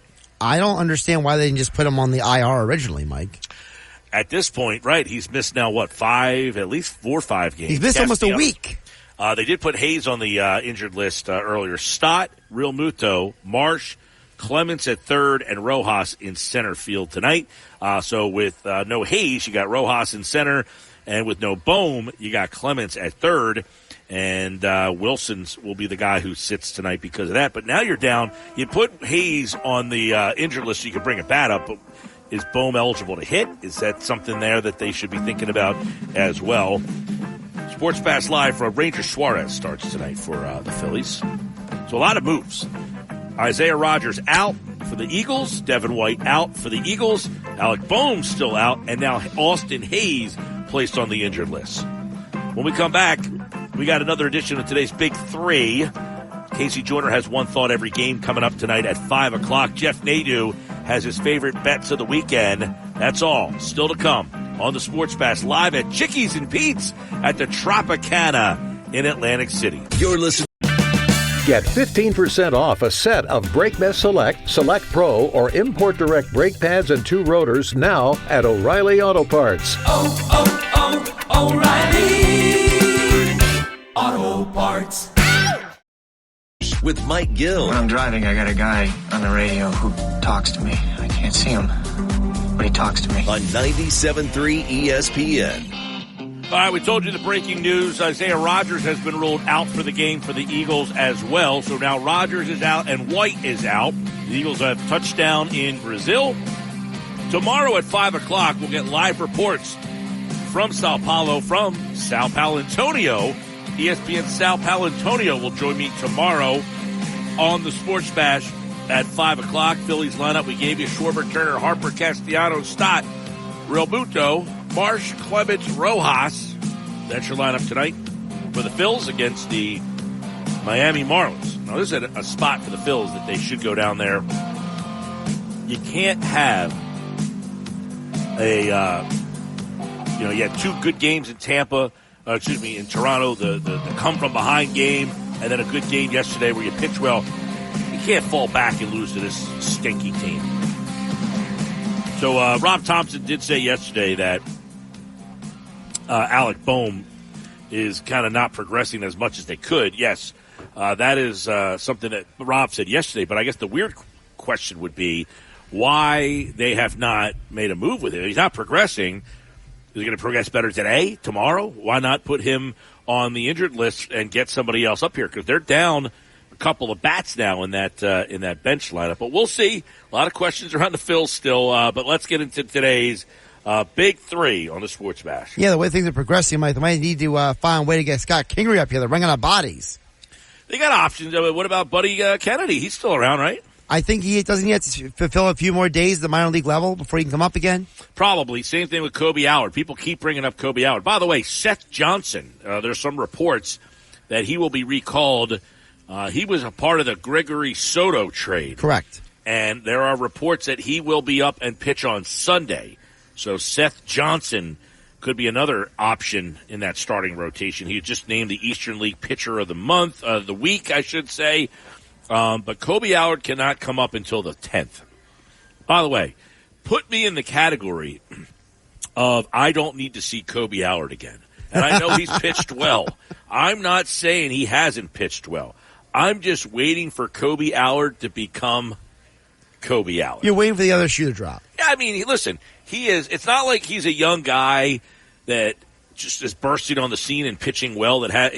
He's pitched in the big leagues and not very well. His career ERA is up in the 6s or either high 5s, high 6s, or near, you know what I mean? Like, I don't think you're much like Tyler Phillips. The more he gets exposed, these teams are just waiting to get to him. Yeah, it's getting to the point where we're starting to wonder, Mike, do the Phillies just need to, go out and get a rent-a-car for the rest of the season and just get to the finish line?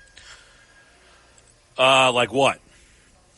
I mean, just get weird. Go get somebody you haven't, like you mentioned, Seth Johnson. Well, bring up Seth Johnson. I mean, he's a guy who's got no big league experience. But I'm saying more than that. Maybe they need to just go out and get a bunch of guys from the minors, put a bunch of guys on the IL, like we mentioned, put Bohm on the injured list, put Harper on the injured list, and just be like, look, we're going to go for the next 2 weeks with a bunch of guys from the minors. I mean, the Bohm thing I would consider. Yes, if he can't play again tomorrow, you're thinking, all right, what are we doing? That would have been like the whole 2 games there, the 4-game series. He's missed at least 6, right? Yes. So it's already justifiable, pretty much. I mean, unless he's ready to play tomorrow, unless he can pinch hit tonight. I mean, I don't even know I don't even know what the reasoning is for why they keep these guys just sitting on the bench doing nothing, taking up a roster spot. Well, if you're only going to miss 2 or 3 games, I can understand it. But now you're up to 6. Right. Now you're at the point where you could have brought somebody up. Absolutely. I looking back, 2020, they should have put Bohm on the IL. I don't know when he's ready. I mean, if he can pinch hit tonight, then that's fine. Then at least he can help you out in that capacity. But if he can't do that, that's another game wasted. Yeah. Because keep in mind, you have Austin Hayes is now on the injured list as well. So now you're bringing Cal Stevenson up. So that's another lesser bat that you're bringing up here. You don't want to be hitting Cal Stevenson for somebody. Clemens is in the game tonight. So there's a bat that usually comes off the bench is now in the lineup. So really your bat off the bench tonight would be Weston Wilson would be it. Yeah, that's it. Good luck with that. Mike, I want to get you some audio because former NFL head coach John Gruden, he apparently has a YouTube channel now because apparently that's the thing you do now. So good for him. But he asked some questions on his YouTube channel about the Eagles and Packers that I want to present to you, okay? So let's start with this. John Gruden has a question about the Packers because, Mike, did you know the Green Bay Packers have the youngest roster in the NFL?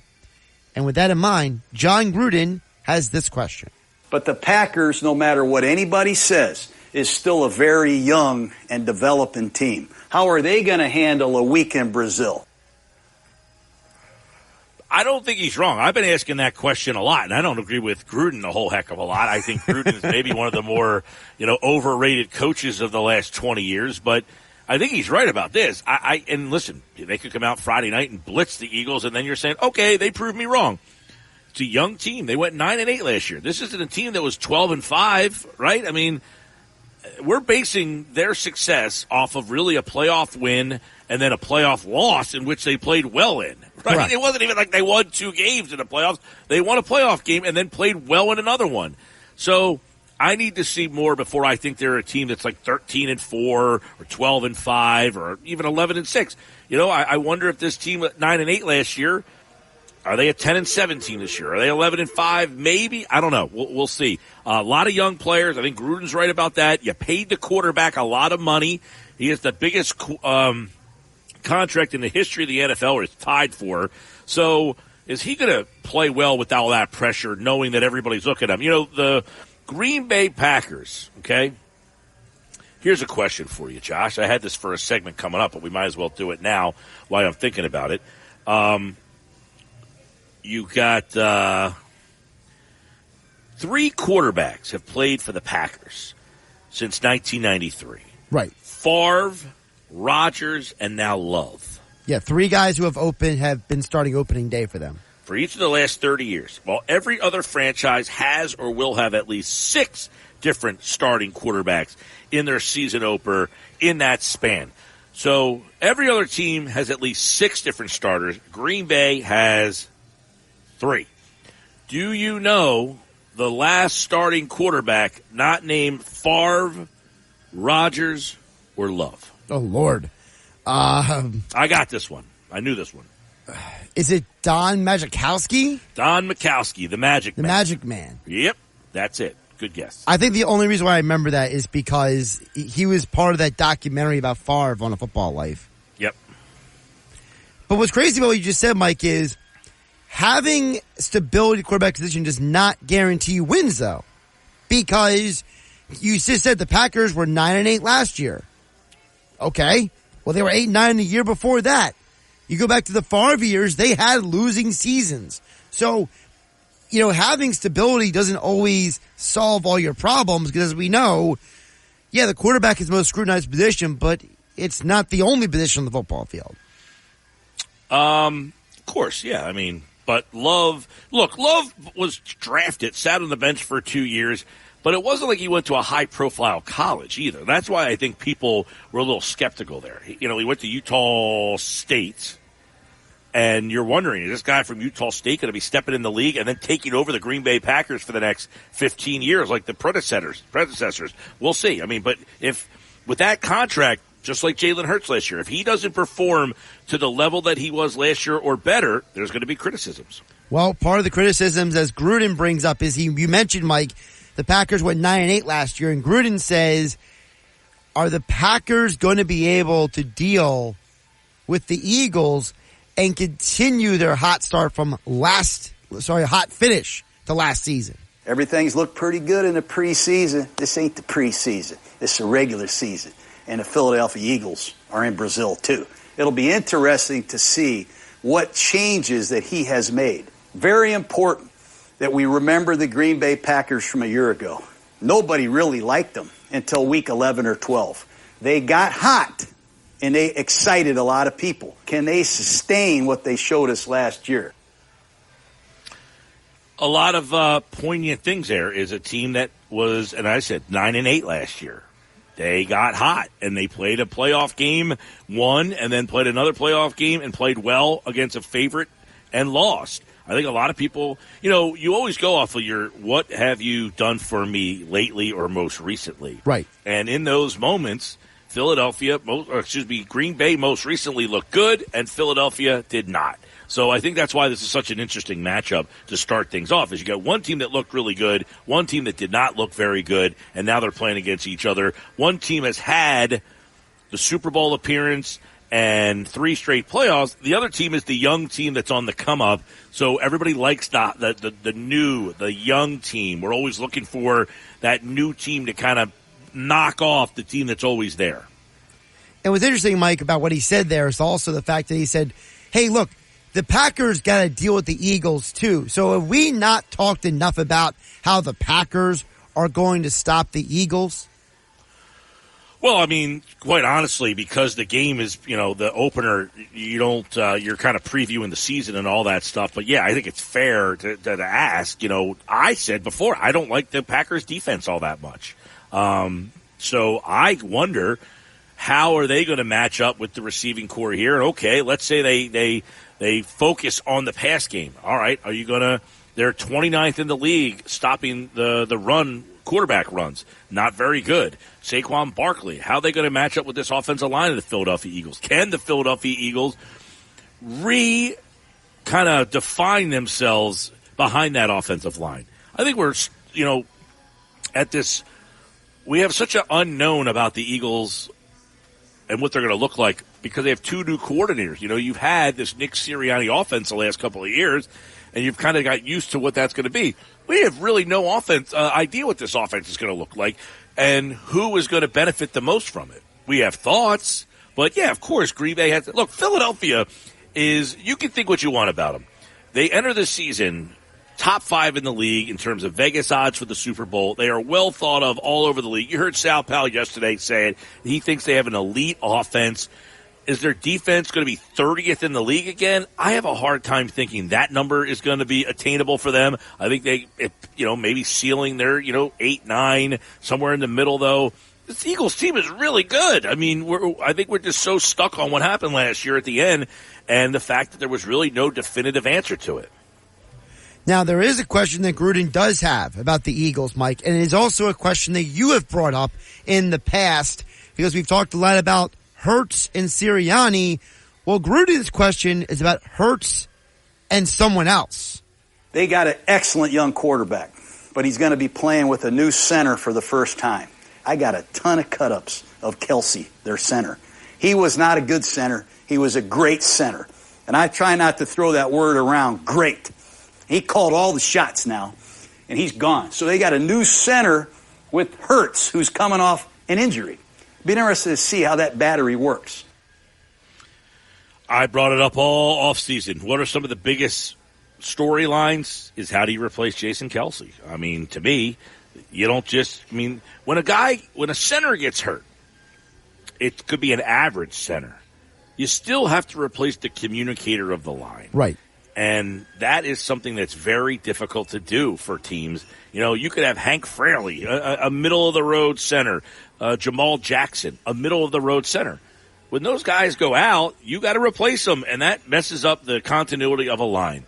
Now you have an entirely new center for the first time in 12 years. I think it's definitely something that is it overlooked? I don't know. I don't know how much people – to me, it's maybe the biggest story of all the stories this offseason. New coordinators, adding Saquon Barkley, Fletcher Cox retired. No, you have to replace Jason Kelsey. How do you do that? And also, remember, you're not in Philadelphia for this game. You're on the road in a foreign country, not just away game, Mike. This is a foreign country, and it's Cam Jurgens' first start with Jalen Hurts behind him at center. I mean, this could go good or be really bad. Well, they're the two options. It could go good or really bad. Yes, I don't know the foreign country thing. I think once the game kicks off, that all kind of goes away, all the pomp and circumstance. There's a lot of questions about Nick Sirianni today, or to Nick Sirianni today, about does this game have a Super Bowl feel to it? You know, being in another country and all that stuff. Once the game kicks off, I think you're okay. But I think it is fair to say, hey, all the pomp and circumstance leading up to the game definitely is something that, does it favor Philadelphia that they were in the Super Bowl with a lot of these guys and they kind of can, you know, relate to it? Or is it something that's, you know, Green Bay can kind of catch Philadelphia with some new spots, like you mentioned, with Cam Jurgens? I don't think that's that big of a factor, the fact that the game is, you know, I don't think Jurgens, the game's going to be too big for him. Gotcha. You know, I don't think that's going to be a problem. Well, Mike, my final question. By the way, it helps that Jurgens did play last year. He's not a guy who sat on the sideline for 2 years. And, you know, now it's his first game and you're wide-eyed and you're like, oh, my God, I'm in Brazil and what's going on? But not to mention, I think the Eagles played this right. They're wearing black and white, which is the color of the team that plays in that stadium. They were trying to get the team to kind of to back them. I know Nick Sirianni kind of flapped his arms and did the Fly Eagles Fly. He was trying to show the home people, hey, do this. This gets you behind us. Nick Sirianni, the greatest panderer of all time. Before we get out of here, Mike, I got to know from you, how do you feel that you agreed with Gruden so much? Good question. Hey, listen, he's a good football mind. I just think he was an overrated coach. That's all. So you're saying he's a better analyst than coach? Maybe. Well, you know, sometimes the analyst is a tough job because you got to also comply to the NFL. You want to say things that you can't say sometimes. Now that the NFL has kind of banned him, I feel like he's on the blacklist probably. Now he can say whatever the heck he wants. I'm looking forward to getting some more Gruden cuts throughout the year now, Mike. More Sports Bash on the way. 97.3 ESPN, the 97.3 ESPN free mobile app, streaming live video on the X platform at Mike Gill Show. Use the hashtag SB Live. We got so much more to come, including one thought every game with KC Joyner. When we come back, you'll hear what Dan Orlovsky said about Jalen Hurts, and we got Jeff Nadeau tonight at 5:30 with all his favorite bets this weekend as college football week 2 kicks off Saturday on 97.3 ESPN. It's this. If you're a facilities manager at a warehouse and your HVAC system goes down, it can turn up the heat, literally. But don't sweat it, Grainger has you covered. Grainger offers over 1 million industrial-grade products for all your operations, including warehouse HVAC maintenance. And even better, they offer access to experts and fast delivery, so you and your warehouse can both keep your cool. Call 1-800-GRAINGER, click Grainger.com, or just stop by. Grainger, for the ones who get it done. Mike Gill. Do I have everybody's attention now? On 97.3 ESPN and the 97.3 ESPN free mobile app. If you don't fix the protection issues and you don't fix how you handle pressure, it's going to come from off the plane. Jeff Hafley, the new defensive coordinator for Green Bay, he's going to blitz Jalen in this offense from the moment this game starts. You know this is a defensive guy. You guys would always go into games. If we struggled as offensive people, you'd sit there and go, prove to us you fixed it. That's what I'm going to pay attention to specifically. But make no bones about it. If it doesn't work out and they're not playing well, the quarterback has no blame other than he's got to play better. That's Dan Orlovsky. No one else to blame but Jalen Hurts. And he's right. If you're Green Bay, it's almost like you call Wink Martindale and say, hey, do you want to come in this week and be a consultant and let us know how to send the house at Jalen Hurts and this Eagles team? Are we confident that the Eagles have figured this out? Like, is this a question you should even be asking? Like, this is like the most elementary thing you would think. Like, hey, we need to be able to blitz protect. Can we figure out how to blitz protect? This is an NFL team we're talking about. This is a team that went to the Super Bowl 1 year ago, 2 seasons ago. It seems bizarre that this would be a question. But, as Orlovsky said, no one to blame but Jalen Hurts now. He doesn't have, I don't know, is that Jalen Hurts, is that Orlovsky saying that Kelsey could get some of the blame then? Because he was the guy calling the protections. I mean, I think it's certainly should be part of the conversation. That was something we discussed it part of the reason why Jason Kelsey retired, because he realized he lost his fastball. Barkley, $12.6 a year. The Packers signed Josh Jacobs for $12 million a year. The two ranked number 4 and number 5 respectively in average passing yards average yards among running backs, and are two of only 5 running backs that have an APY higher than $10 million behind Christian McCaffrey, who gets paid $19 million, and Alvin Kamara is $15 million, and Jonathan Taylor makes $14 million. These are the 4th and 5th highest paid running backs in the league. Who has a bigger year this year, Jacobs or Barkley? Well, we'll see them face off on Friday night. When we come back, it's a Sports Bash, 97.3 ESPN, and we've got the football scientist, K.C. Joyner, is back for another year. One thought, every game, send me a text, 609-403-0973. What's your favorite game on the schedule this weekend? This is the Sports Bash with Mike Gill on 97.3 ESPN and the 97.3 ESPN free mobile app. Now live from inside the Ocean Casino Resort Studio, here's Mike Gill. Here we go. It's the 5 o'clock hour on the Sports Bash, 97.3 ESPN, the 97.3 ESPN free mobile app. We're live at Chickies and Pete's here in Atlantic City. You know, another football season's here for Chickies and Pete's. We're broadcasting live, of course, at the Boardwalk in Atlantic City. Chickies and Pete's, the official sports bar of the Philadelphia Eagles, and a big season opener watch party all tomorrow at all Chickies and Pete's locations. Chickies and Pete's, buy one, get one snow crab legs special every Tuesday and Wednesday at all Chickies and Pete's.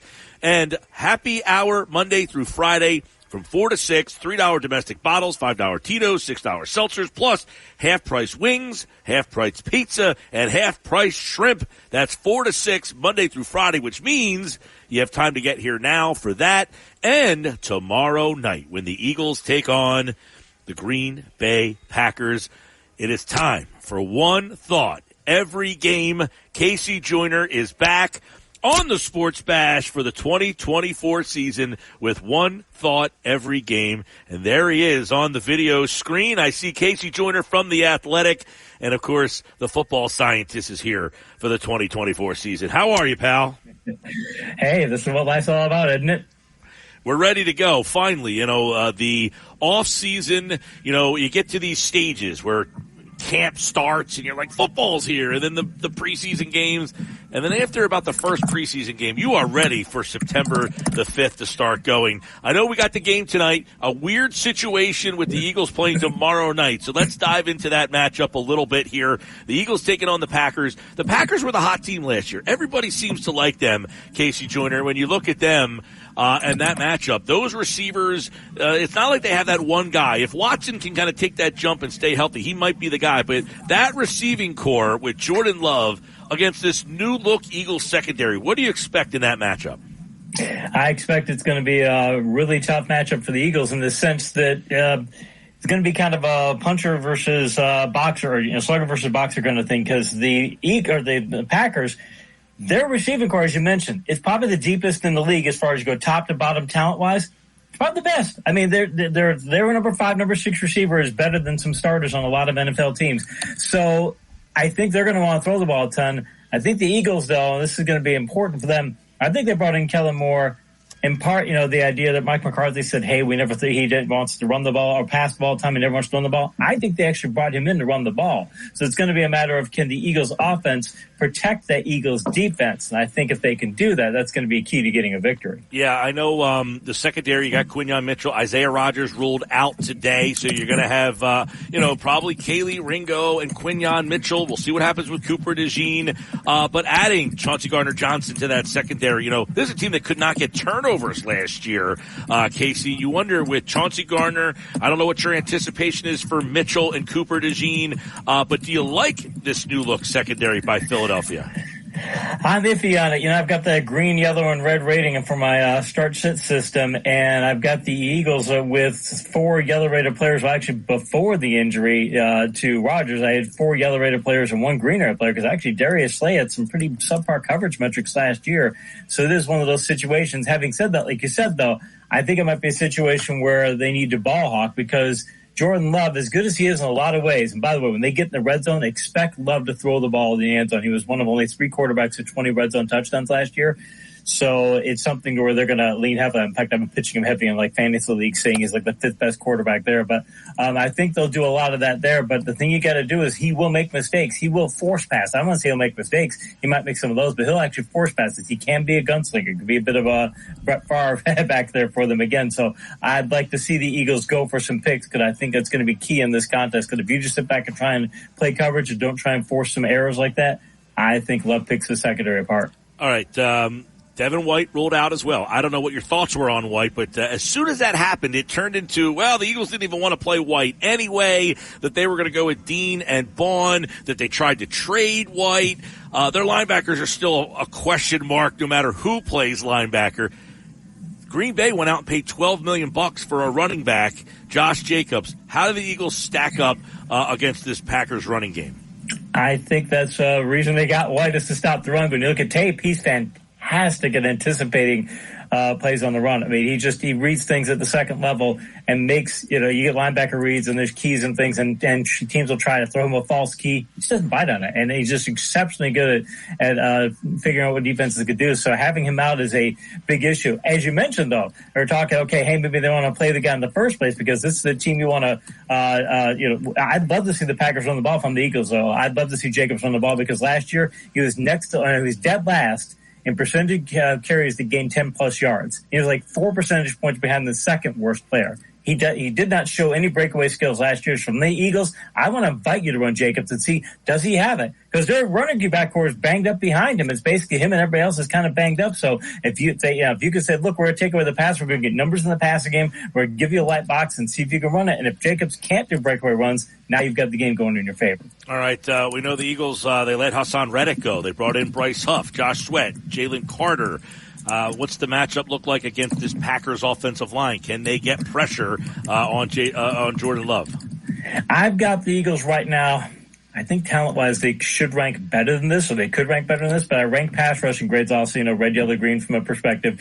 And you'd like to see, as a defense, you'd like to give the opposing quarterback a red-rated pass rush, something that's very unfavorable. Right now I got both the Eagles and the Packers both rated as yellow-rated pass rushing. I think the Eagles have better talent than that, but again, I think it's a key if you can't get a pass rush, you better bring some blitzers and things. This is the kind of game where the Eagles, if they can't get the Packers to bite on that, we're going to invite you to run and let them run the ball. If they won't do that, and if you can't get a pass rush to the forward, you better get blitzing. Because again, you cannot just sit back in coverage, because Love in the secondary, or Love in this receiving core will just tear you apart. They've got to get aggressive. And right now, I'd rather see them, like I said, I'd love to see the Eagles allowing running games and see if that happens, because if they do that, they get a better chance. Because if they try and get a pass rush and they don't get the pass rush, I'm afraid that they might not or take too many chances blitzing. That could be a problem for them as well. One thought every game. Let's flip it over to the Eagles. New look offense. They spent $12.5 million on a running back.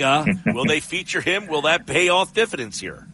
I think that the Eagles figured out that last year they went too pass heavy, and that's something that Sirianni does. And he said, look, we went too pass heavy. And again, Mike McCarthy said about Kellen Moore, I'm going to call the plays because he won't call enough running plays.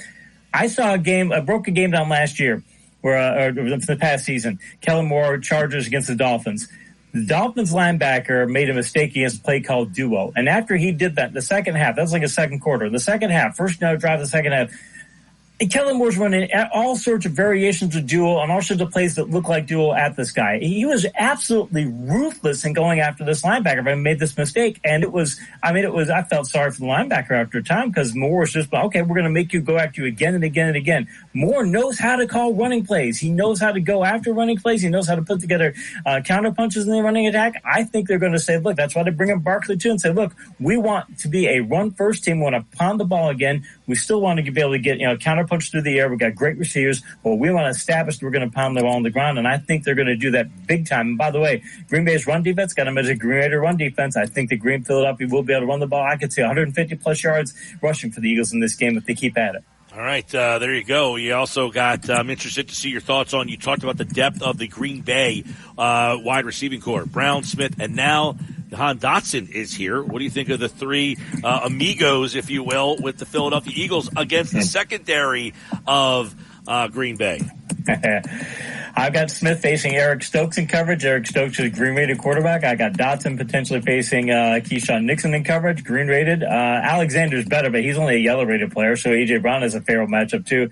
I got Goddard versus McKinney, yellow-rated player. Their free safeties, yellow-rated. This is not a very powerful secondary, so it's one of those things where if they want to sell it to try and stop the run, and Green Bay will need to do that. I mean, they absolutely are going to have to get up there. Fine, go through the air then because they don't have the secondary to do it. I don't want to see it go to shootout route, but if they insist on stopping Barkley, I think that's going to be an issue for them. By the way, though, Barkley, one of the things that's great about him, you want to run gap, you want to run zone, any type of zone, inside zone, outside zone, any variations of gaps. He was in Dable's offense last year, and Dable is extremely creative about different run plays that he runs. I think that Barkley is going to get utilized in about 20 different ways in the ground game. Maybe not, this game, but all throughout the season.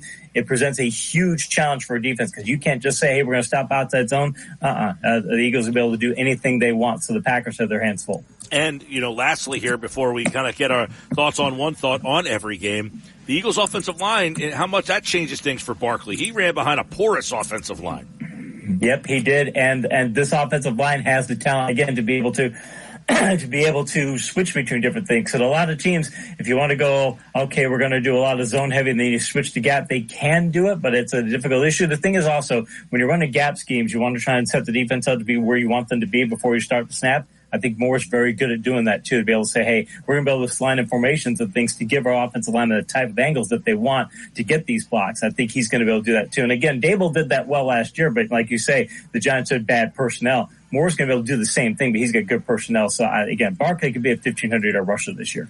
I hope so. They spent $12.5 million on him, so let's see what he can do. All right, it's time for One Thought Every Game. Casey Joyner from The Athletic here on the Sports Bash. Let's get into it tonight. We got a game. We're finally talking about a game, Casey Joyner, and it's a rematch of the AFC Championship. One thought, Kansas City, they lost this game last year, but the last time they played Baltimore, they won this game. So can Baltimore do what Detroit did last year and go to Kansas City and win? I think they get a good shot at it. The problem for Baltimore, two things for Baltimore. One is that Xavier Worthy, the Chiefs now have a true vertical threat, and they're going to be, I think the Chiefs said, hey, we want to make sure we can go deep. Hollywood Brown won't play, but Worthy will, and Worthy, wicked smart, tons of talent. I think that they'll probably go 3 or 4 deep passes to him in this game. It's going to be a test for the Baltimore secondary. Big problem for Baltimore, though. I mentioned this guy before, Joe D'Alessandris, their offensive line coach. He was probably the best run blocking coach in the league. Either, he's just as good as Stoutland as far as that goes. He passed away last month, and they've got another coach in his place. You don't lose a coach of that caliber. Just imagine the Eagles losing Stoutland. You don't lose a coach of that caliber and not see a step back. I think that's going to be a problem for them. They're going to have to simplify their ground game. I think it's going to be a kind of factor that lets Kansas City win. And they brought Derrick Henry in as well, of course. So let's get One Thought Every Game, the Sunday slate. You can listen to the game on 97.3 ESPN, Pittsburgh and Atlanta. I like this Atlanta team. I think they made a couple sneaky additions late in the offseason here with Judon and Simmons. They got the quarterback finally now with a lot of weapons there. And I don't know that Pittsburgh is playing the right quarterback.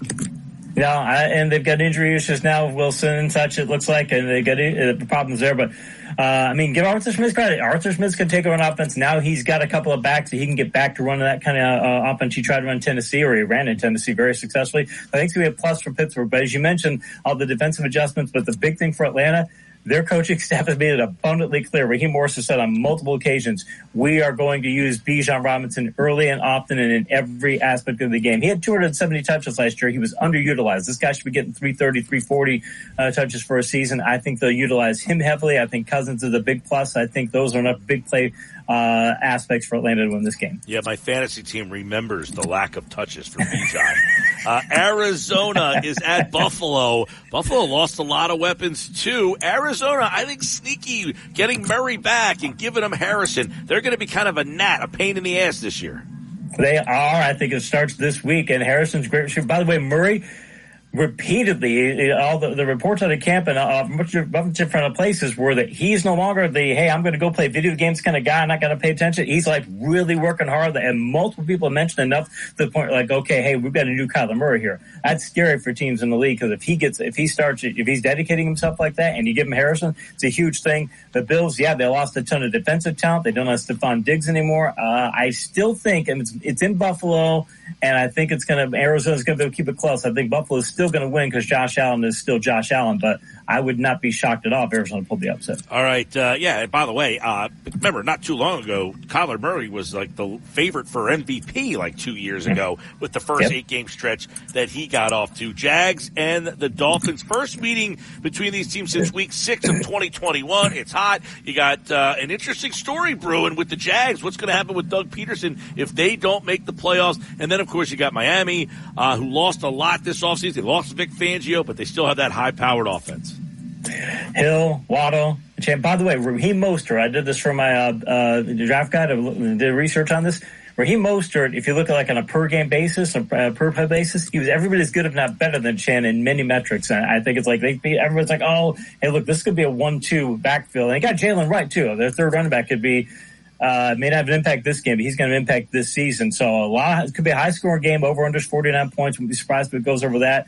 I think that combination I just mentioned, as good as the Jags are with Lawrence, Kirk, Etienne, and Ingram, as good as they are, I just think the Dolphins, the Jags have a bunch of doubles and triples hitters. The Dolphins have home run hitters. And I think add that to them being at home, I'll take Miami. All right. By the way, Mostert I did take on my fantasy team. Hopefully I'm a little bit more happy with that. Texans and Colts. Everybody likes the Texans. No one talking about the Colts. Too much pressure on the Texans, or can they go to the road and beat the Colts in week 1, a division matchup?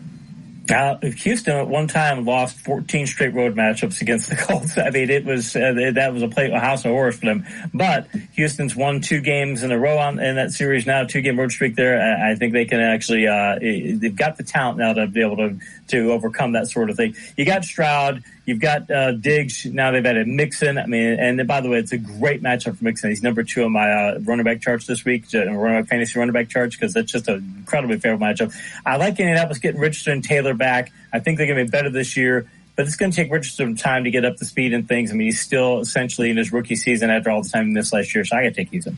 All right, one thought every game. Casey Joyner from The Athletic is here on the Sports Bash. Patriots, a lot of people not talking about them at all. In fact, they're the longest shot in the NFL to win their division. The Bengals, what's happening with Jamar Chase? They got Burrow back, but they lost, obviously, Boyd this offseason.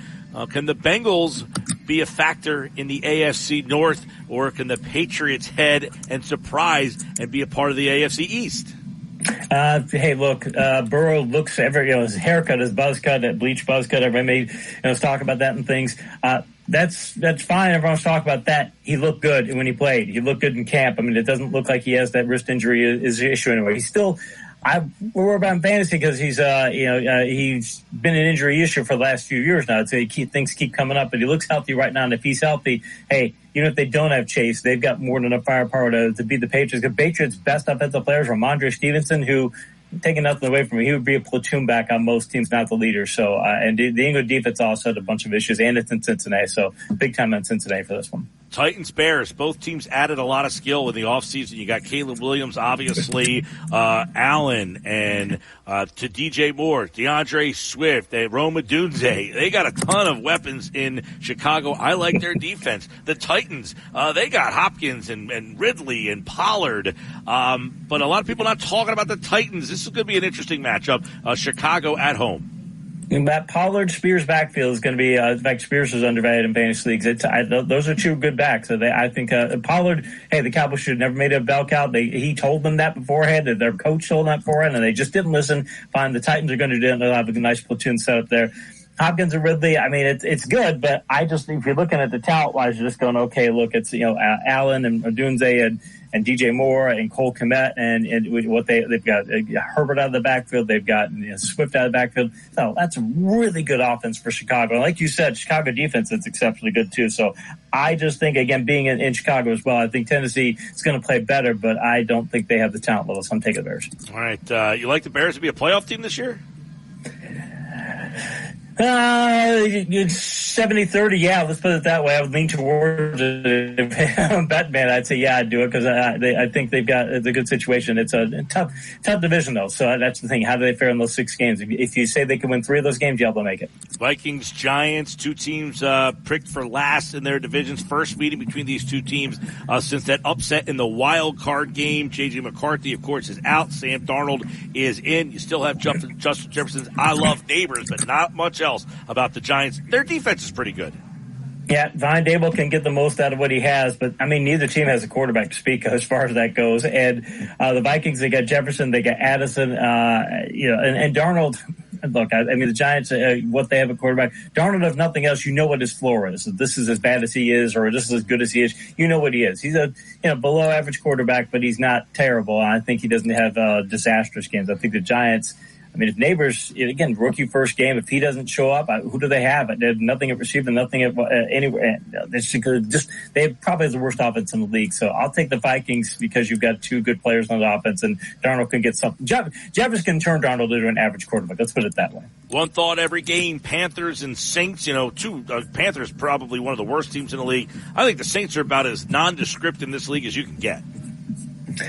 Yeah, I agree with that. Yeah, it's, Carolina, hey, I don't understand though that the Panthers are only a 4-point underdog here. It's like, okay, it's in New Orleans. I get that. And it's like saying that these rosters are evenly matched. These rosters are evenly matched. Alvin Kamara last year, on a per-play basis, he's nearly as productive as Christian McCaffrey and Kyren Williams. Like in fantasy points, he was 3rd compared to those guys. I mean, he's that good. He's still playing that well. And they've got a lot of other talent on their squad, and Carolina they're a bottom quarter of the league in a ton of different places. Why New Orleans is only maybe the odds makers know something I don't, but I don't see how New Orleans is the bigger favorite here than the 4 points. I don't think these rosters are even. So I'm thinking the Saints by at least touchdown. All right, Harbaugh, the biggest addition for the Chargers. They host the Raiders, who obviously lost Josh Jacobs. You got Devontae Adams, but you got Gardner Minshew there. So it's Herbert and Minshew, but Minshew has more weapons almost, it feels like, than Herbert does.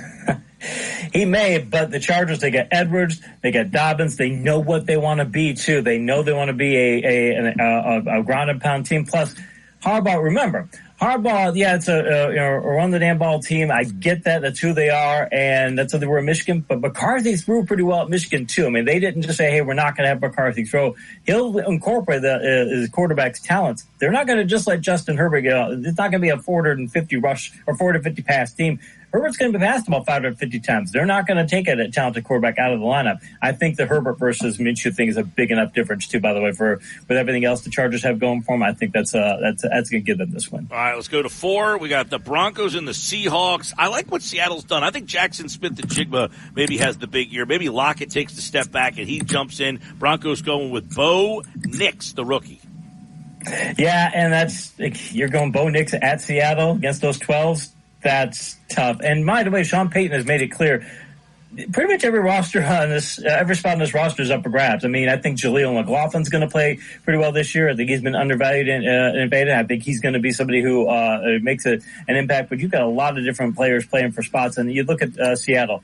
They've got Kenneth Walker III. They've got Charbonnet. So they got Thunder and Lightning combination. They've got a tremendous receiving core. They're going to run heavy. Going to be run heavy. McDonald's on the Harbaugh camp, so you know they're going to run heavy. He's made that very clear. But they still have a fantastic receiving core when they want to go to it. It's just a huge talent edge, plus the fact it's in Seattle. And again, Nick's being a rookie playing a first game there. Yeah, I'll take Seattle big. Cowboys and Browns. You can hear the game on 97.3 ESPN. Tom Brady makes his debut. Is that a bigger debut, or is this game more intriguing? It'll be interesting to see how Brady handles things. He's got all those supposed limitations and stuff, too. But he's the hardest working guy in football for a long time, and so he'll probably do pretty well. Having said that, the Browns, look, the Cowboys, they're too thin. They just don't, their offensive line is nowhere near as good as it was. They got CeeDee, but he got the contract as he stepped back. Their running back core, are you kidding me? Rico Dowdle might be their best running back, and it makes him undervalued in fantasy, but that's not what you want in your backfield if you're heading into a matchup against Cleveland. Cleveland was already a playoff team without Watson. They get Watson back. They've got talent, the receiving core. They've got talent to play call, and they got a good running back and filling in for Chubb and such. I like a lot of things about the Browns, so I'm not going to take a big, but I'll take the Browns definitely in this one. Commanders and Bucks going to be hot down there in Tampa. Commanders, Jaden Daniels. A lot of people talking about them like they could surprise if Daniels is kind of that breakout rookie.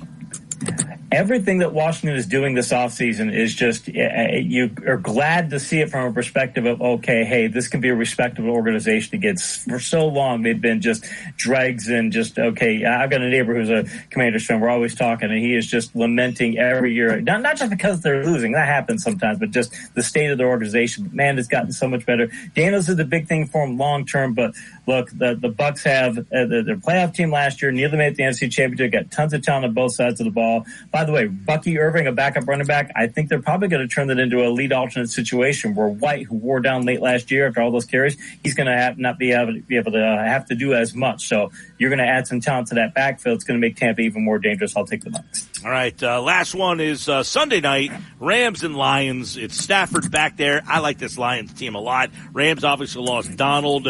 I think this Lions team, they won in prime time a year ago. Can they do it again to start this season?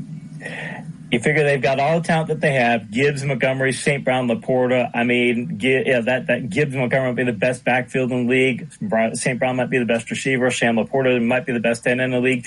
Now, Jameson Williams, he's been looking great this preseason, and Dan Campbell's made it perfectly clear that they're going to utilize Williams a lot. So their offense might be better. They had a G.J. Reader, a good run stuffer on defense. Carlton Davis, a solid player in the secondary. I mean, you're just adding a lot of things. This will be a shootout game, though. I mean, the Rams will make sure of that. Shootouts tend to be 50-50 props, but Detroit's at home, and they just have more offensive firepower to the Rams. I got to take the Lions. All right, and then Monday night, it's the Jets with Rodgers and that whole roster against the Niners, who now have their roster back intact. Yeah, I think the Jets still great defense. I think they'll be able to go toe-to-toe with the 49ers offense. Let's call that a push there for that matchup. So that's how the New York offense fares against San Francisco. And I know the Jets have Breece Hall, Garrett Wilson. Rodgers back to what he was when he was in his Green Bay prime? Is he where he was when he's in his last year in Green Bay, which was not as good as early before? Don't know what it is, but the big issue is the New York offensive line. They're not as good as San Francisco's defensive line. In fact, they may be a weakness. And if they're a weakness, that's something that you're not going to go to San Francisco and beat San Francisco if you don't have a good offensive line. And I think the Jets don't. So I'm taking the Niners. All right, there you go. One thought every game. Casey Joyner here on the Sports Bash Live on 97.3 ESPN, the 97.3 ESPN free mobile app, and streaming live video on the X platform at Mike Gill Show. Casey Joyner is back on Tuesdays this year. He'll recap the whole schedule with us every Tuesday at 5 o'clock on the Sports Bash. Thank you, bud. Appreciate it. And he's brought to you by Cooper University Healthcare. They're doing something extraordinary for families down the shore at Cooper University Healthcare. This hour of the show, it's brought to you by Key Acura of Atlantic City. For a great car buying experience, go see Rocco and the team at Key Acura Atlantic City, Tilton Road, your small but friendly dealer. Coming up, we're live at Chickies and Pete's in Atlantic City at the Trop. You can watch the Eagles game here tomorrow night, happy hour from 4 to 6. We'll get the plays of the weekend. Jeff Nadeau, big man on campus. He joins me next. You're listening. O'Reilly. You need parts? O'Reilly Auto Parts has parts. Need them fast? We've got fast. No matter what you need, we have thousands of professional parts people doing their part to make sure you have it. Product availability. Just one part that makes O'Reilly stand apart. The professional parts people. O'Reilly Auto Parts. With Mike Gill. When I'm driving, I got a guy on the radio who talks to me. I can't see him, but he talks to me. On 97.3 ESPN. All right, here we go. It's week 2 college football, week 1 NFL. Who are the plays of the week? Jeff Nadeau, big man on campus, is back. Make sure you check out his spaces at Jeff Nadeau on the X platform. And he is on our platform now on the Sports Bash Live on 97.3 ESPN. We got the NFL week 1, but I know, Jeff, you are back and you are ready for the college football season. How did week 0 and week 1 treat you in the college game? Pretty good. I had a good week. I had a winning week, which is important. You know, the first week's always the important one. And, now you have a week where, there are certain weeks in college football that I pay more attention to than I normally do. Not that I don't always pay attention, but week 2 is a good time to figure out what was an overreaction, what was an underreaction, and I jotted a bunch of teams down. So it's a great time of the year. We got the NFL starting tonight. Very exciting. All right, at the beginning of the show, Nadeau, we were talking about routines. What's a Jeff Nadeau football routine? As the football season gets here, do you have a little routine that you get into for football season? Well, with me, with all the gambling that I do, I have a lot of work that I do, during the week, watching highlights, condensed highlights, that sort of thing. But I feel like by week 3 or week 4, you kind of know what the teams are, so you don't have to do as much stuff. But on like a Sunday, no, not particularly. I live my life through routines. I think it's really one of the only ways to have a clear mind, body, and soul. So you have to have routines, especially for someone I work at home, so it's a little different for me. But on a Sunday, it's not too much different. There's just stuff on during the day as opposed to a summer Sunday where there's nothing on. But I don't think, not particularly, Mike. I figure you go down to like the corner deli, get yourself a little sandwich for the day, although you don't eat a lot of bread. Mike, I don't eat during the day. I fast all day, so I'm kind of boring with it. I do have a nice Sunday dinner usually, so that's kind of what I look forward to doing. I do enjoy like Sunday night football. It's nice to kind of sit here. Usually I have something on the game, some action, so it's nice to kind of root that stuff in. But I'm kind of boring with it. Well, here we go. Not boring with the picks. People kept asking me, when's Nadeau back? Well, he's here, everybody. You can check out the picks right now. Friday night, let's get a little Friday play. Duke, Northwestern. This one's going to be in that awesome stadium on the lake there. That's a pretty cool venue for Northwestern. You got two smart schools, and Duke getting 2.5. Yeah, it's good you mentioned the stadium, Mike. They're not going to stop like $1 billion construction on their other stadium, but it would have been nice if they would have just stayed at this one. It is breathtaking, as you alluded to, on the lake there. But, I know a lot of people in this area, South Jersey, Philly area, won't care much about this game because the Eagles are on, but I think this is a really good opportunity. I'll tell you what, Mike, not a lot of people saw Northwestern, Miami of Ohio, but I did because I bet on Miami of Ohio and it was one of the losers I gave out. One of the better performances of the week defensively came from Northwestern. They were completely shut down. Their defensive line was unbelievable. This is a really strong defensive team. They're going to be a very tough team to move the ball on all year. The offense is getting there. They have a new transfer quarterback. They have a good run game. I think this is going to be an easier opponent to move the football against. Duke has got a new coach, Manny Diaz, new quarterback as well, a defense and a team that's not as good as it's been in years past. Northwestern playing in triple revenge here. They've lost 3 straight games against Duke. I got a feeling they're going to get off the schneid with this one. I thought this number was small enough to take Northwestern. I like this team. I feel like they've really bought into their coach, who was an interim coach last year. He's now their official coach. I like this team a lot. I'll lay the 2.5 with the Wildcats here. All right, there you go. Northwestern's the play there. Let's go to the Saturday slate. Penn State, big number here, 35 against Bowling Green. They beat my Mountaineers last week. It was a weird situation with the weather delay. They came back and kind of rolled it up in the second half. But did you see enough for 35 points?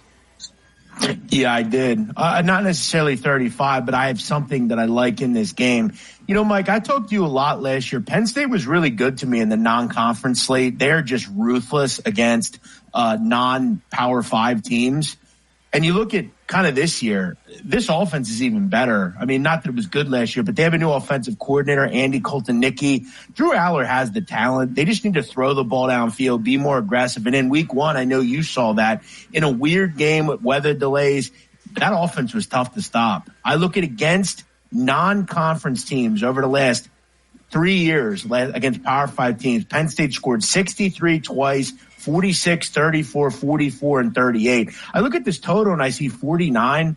It's too low to me. I think Penn State pushes 50 in this one. I think Bowling Green can add maybe 7 or 10 to the scoreboard, but they're not going to have to do much. I think this is like a 45-10, 48-7 type of game. I like the over in this game, Mike. I think Bowling Green can contribute a little bit to the scoreboard in kind of a garbage time. They're a decent MAC team. I like the over. It was one thing I bet right away. There you go. Check it out. Get a better price. It's 50 right now on DraftKings over for Penn State Bowling Green. With that offense I saw last week, too. West Virginia had a tough day at the office trying to stop them. NC State, Tennessee. NC State, the ACC, Tennessee of the SEC. Got a 10-point dog in NC State in this one. Which way are you going here? Yeah, it seems like not only sharp money, but public money is all over Tennessee here. This number was 7.5 a day or two ago. It's now up to 10. And look, this is a thing, Mike, where you maybe have a little bit of an overreaction to what we saw in week one. NC State struggled to beat Western Carolina, an FCS team. Defense had issues. And now you look at Tennessee, who has one of the strongest offenses in the country. Can NC State bounce back? I don't think they will. I don't think anyone's going to really stop Tennessee this year. I also wonder, can Tennessee stop NC State? Grayson McCall will be better in this game. I saw a total at 60. I thought that was a little too low also. This one kind of screamed, 41-31, 44-24, 38-27, something like that. I thought 60 was too low. I think both these offenses can move. You're kind of getting to a point where maybe you might want to jump back and take NC State. This one's kind of gotten out of hand from a line standpoint, but I like the over a little bit. All right, that number 60.5 on DraftKings. Check it out, NC State, Tennessee. There's a couple college plays that Jeff likes this week. Let's go to tonight, NFL. Everybody's going to be sitting in front of the TV. They want to know what the big man's going to be thinking about -3 Kansas City. It's a straight home play with the Chiefs at Arrowhead. Yeah, I mentioned weeks ago, Mike, when this number was 3.5, 4, I like the Ravens. I think at this point, you're kind of getting to the point where, look, it wouldn't surprise me if I think people bet this one and it falls on 3. I think that could absolutely happen. I picked the Ravens to win the Super Bowl. I think on paper coming into the season, this is a top to bottom best team in the NFL. A lot of people talk about, well, the receiving core is weak. Zay Flowers is a really good player. I know Mark Andrews is one of the best tight ends in the league. They've got kind of, you know what the Eagles, Mike, like you have 2 good receivers. People are constantly worried about who's the 3rd or 4th receiver going to be. Look, they have Dallas Goedert. They got Saquon Barkley. They have 2 high-level receivers. When I hear someone say, well, I don't know who the 3rd receiver is in Baltimore, first of all, they don't throw the ball that much. Number 2, they have a star in Zay Flowers and Mark Andrews. They had Derrick Henry. They have a good offensive line. They have an MVP candidate every year, and they have the best defense in the league. They don't need to throw the ball every play. So I'm not real worried about that. Throw in the fact that this is a big revenge game for Baltimore. They lost late in the season last year, as we know, 17-10. What is Mahomes? We know what he is. He's the best quarterback in the NFL. He's a top 5 quarterback ever. How does he kind of deal with some of the new receivers? Rasheed Rice has been in and off the field. Is the consistency there with them? This is just a game where I'm always going to take the dog. Give me 3. I'll lean Ravens. All right, and then tomorrow night, Eagles and, of course, the Packers. Eagles -2 in the game in Brazil. A lot of questions about, are they bouncing back from last year? They got the offense with Barkley now. They got the new coordinator. They made changes on defense. They got Vic Fangio. Both these teams have high expectations. -2, Philadelphia and the Packers. Yeah, this is one of the rare situations, Mike, where I think if you're a gambler, you need to highly avoid this game. There's just too many things on the outer edges that I just don't want to bet into. I mean, it's come to kind of, I think, the realization that neither of these teams want to play this game. It's a game that, it's 10 hours away. Do you get the right food? Do you get the right sleep? It's on a Friday, which you never have NFL games.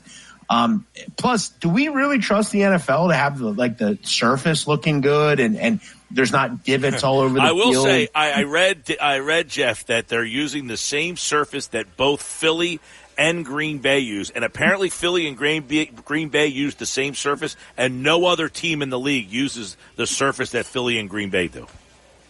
Well, then that seems exciting. That's good at least. But throw in, Mike, that if you're the Eagles, it's not like you're playing like the Panthers or like a bad team. This is a good football team, right, that made the playoffs last year. They have their own good young quarterback, good receiver core, good defense. I think if you're Nick Sirianni, you're just hoping to get out of there with a win. I will say from a betting standpoint, the sharp money is all over the Eagles. 70% of the bets are on Green Bay, but 70% of the actual money. So the bigger bets, generally sharper action, is on the Eagles. So I think that bodes well if you're an Eagle fan. It's just, there's too many outside things I don't want to worry about. I'm not interested from a wagering standpoint. I think the Eagles will win. But this is a tough game, very tough game. All right, there you go. I'll leave you with this. I'll give you the floor. Is there a game in the NFL or something else that we didn't hit on for the listeners that you want to throw out there before we get ready for the games tonight? I like Arizona Sunday, the Cardinals. I'm pretty high on this team. I know a lot of people will be surprised to hear that, but I'm waiting for this to maybe get to 7, and then I'm going to come and grab Arizona. Keep in mind, I'm not that worried about west to east. It's the first game of the season, so it's not like it's week 2 or week 3 where you're like having to play a game and then travel. It's a little bit easier to navigate. I like Kyler Murray. He's always been a good dog betting player. I like betting him as a dog. Throw in that he now has a high-level receiver to throw the football to, Marvin Harrison. I think he makes him better. He is healthy, Kyler Murray. We don't have to constantly worry about him being off the field. I think their defense takes a little step forward under John Gannon. I don't know what Buffalo is. No Stephon Diggs, no Gabe Davis. That receiver core is bad. There is not a lot there. I like Josh Allen, but, he wasn't as good a quarterback without a high-level receiver or two. Throw in that, it's not exactly a frozen tundra up there in Buffalo. It's kind of a good time to go there. I think 6.5, 7's too much. I think this game's close.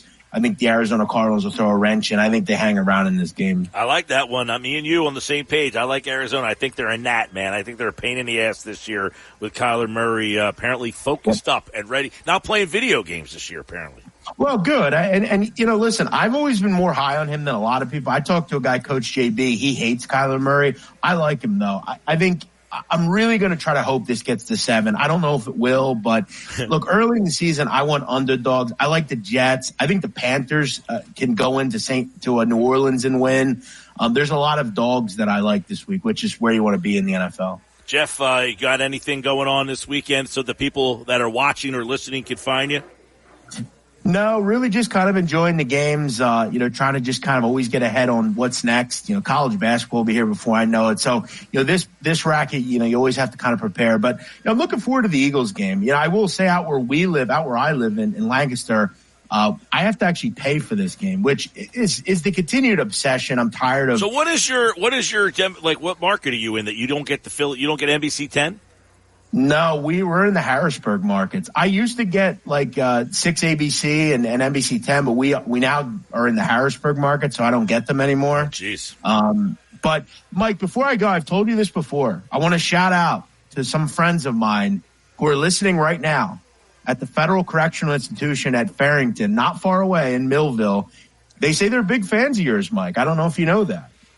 I did not know that, but I can tell you this. I'm looking at the number of viewers, and it jumped up by considerably in the last 15 minutes. Well, I'm glad to get you the people that are on the outside and on the inside, Mike.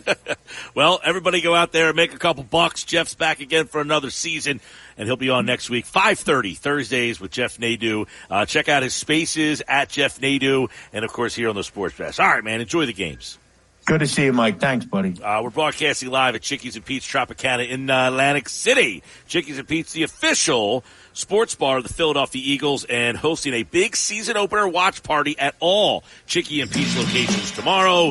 Chickie and Pete's buy one, get one snow crab leg special is every Tuesday and Wednesday at all Chickies and Pete's, and happy hour Monday through Friday, 4 to 6. $3 domestic bottles, $5 Tito's, $6 seltzers, plus half-price wings, pizzas, and shrimp. That's at Chickies and Pete's here in Atlantic City. We'll wrap up the show with the Bet365 play of the day coming up next. You're listening to The Sports Bash with Mike Gill on 97.3 ESPN and the free mobile app. All right, get ready to get out of here on this Thursday at Chickies and Pete's. Don't forget the Chickies and Pete's got the game tomorrow night. They got all the action for you all season long. This hour of the show, I want to thank our friends over at Key Acura of Atlantic City. Time now for the Bet365 play of the day. I'm on a little streak here, on a streaker there, Josh. You're on a streak too. Here we go. Hit my guys last night. I gave you baseball last night. I'm going to go football tonight, though, with the season starting. Give me Patrick Mahomes over 225 passing yards.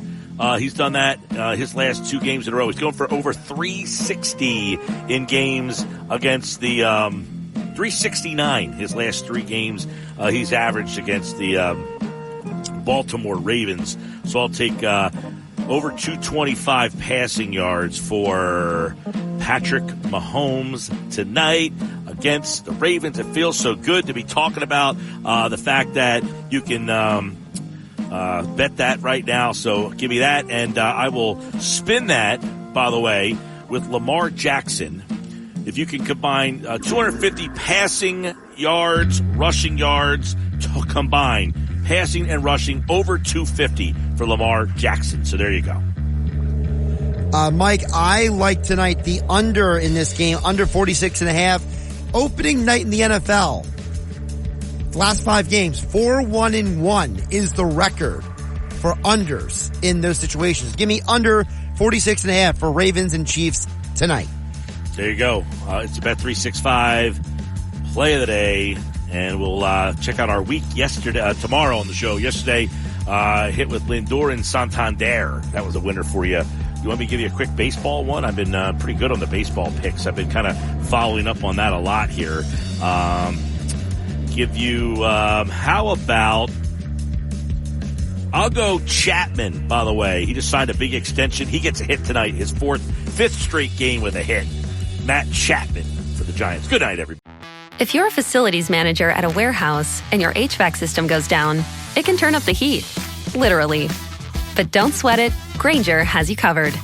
Grainger offers over 1 million industrial-grade products for all your operations, including warehouse HVAC maintenance. And even better, they offer access to experts and fast delivery, so you and your warehouse can both keep your cool. Call 1-800-GRAINGER, click Grainger.com, or just stop by. Grainger, for the ones who get it done.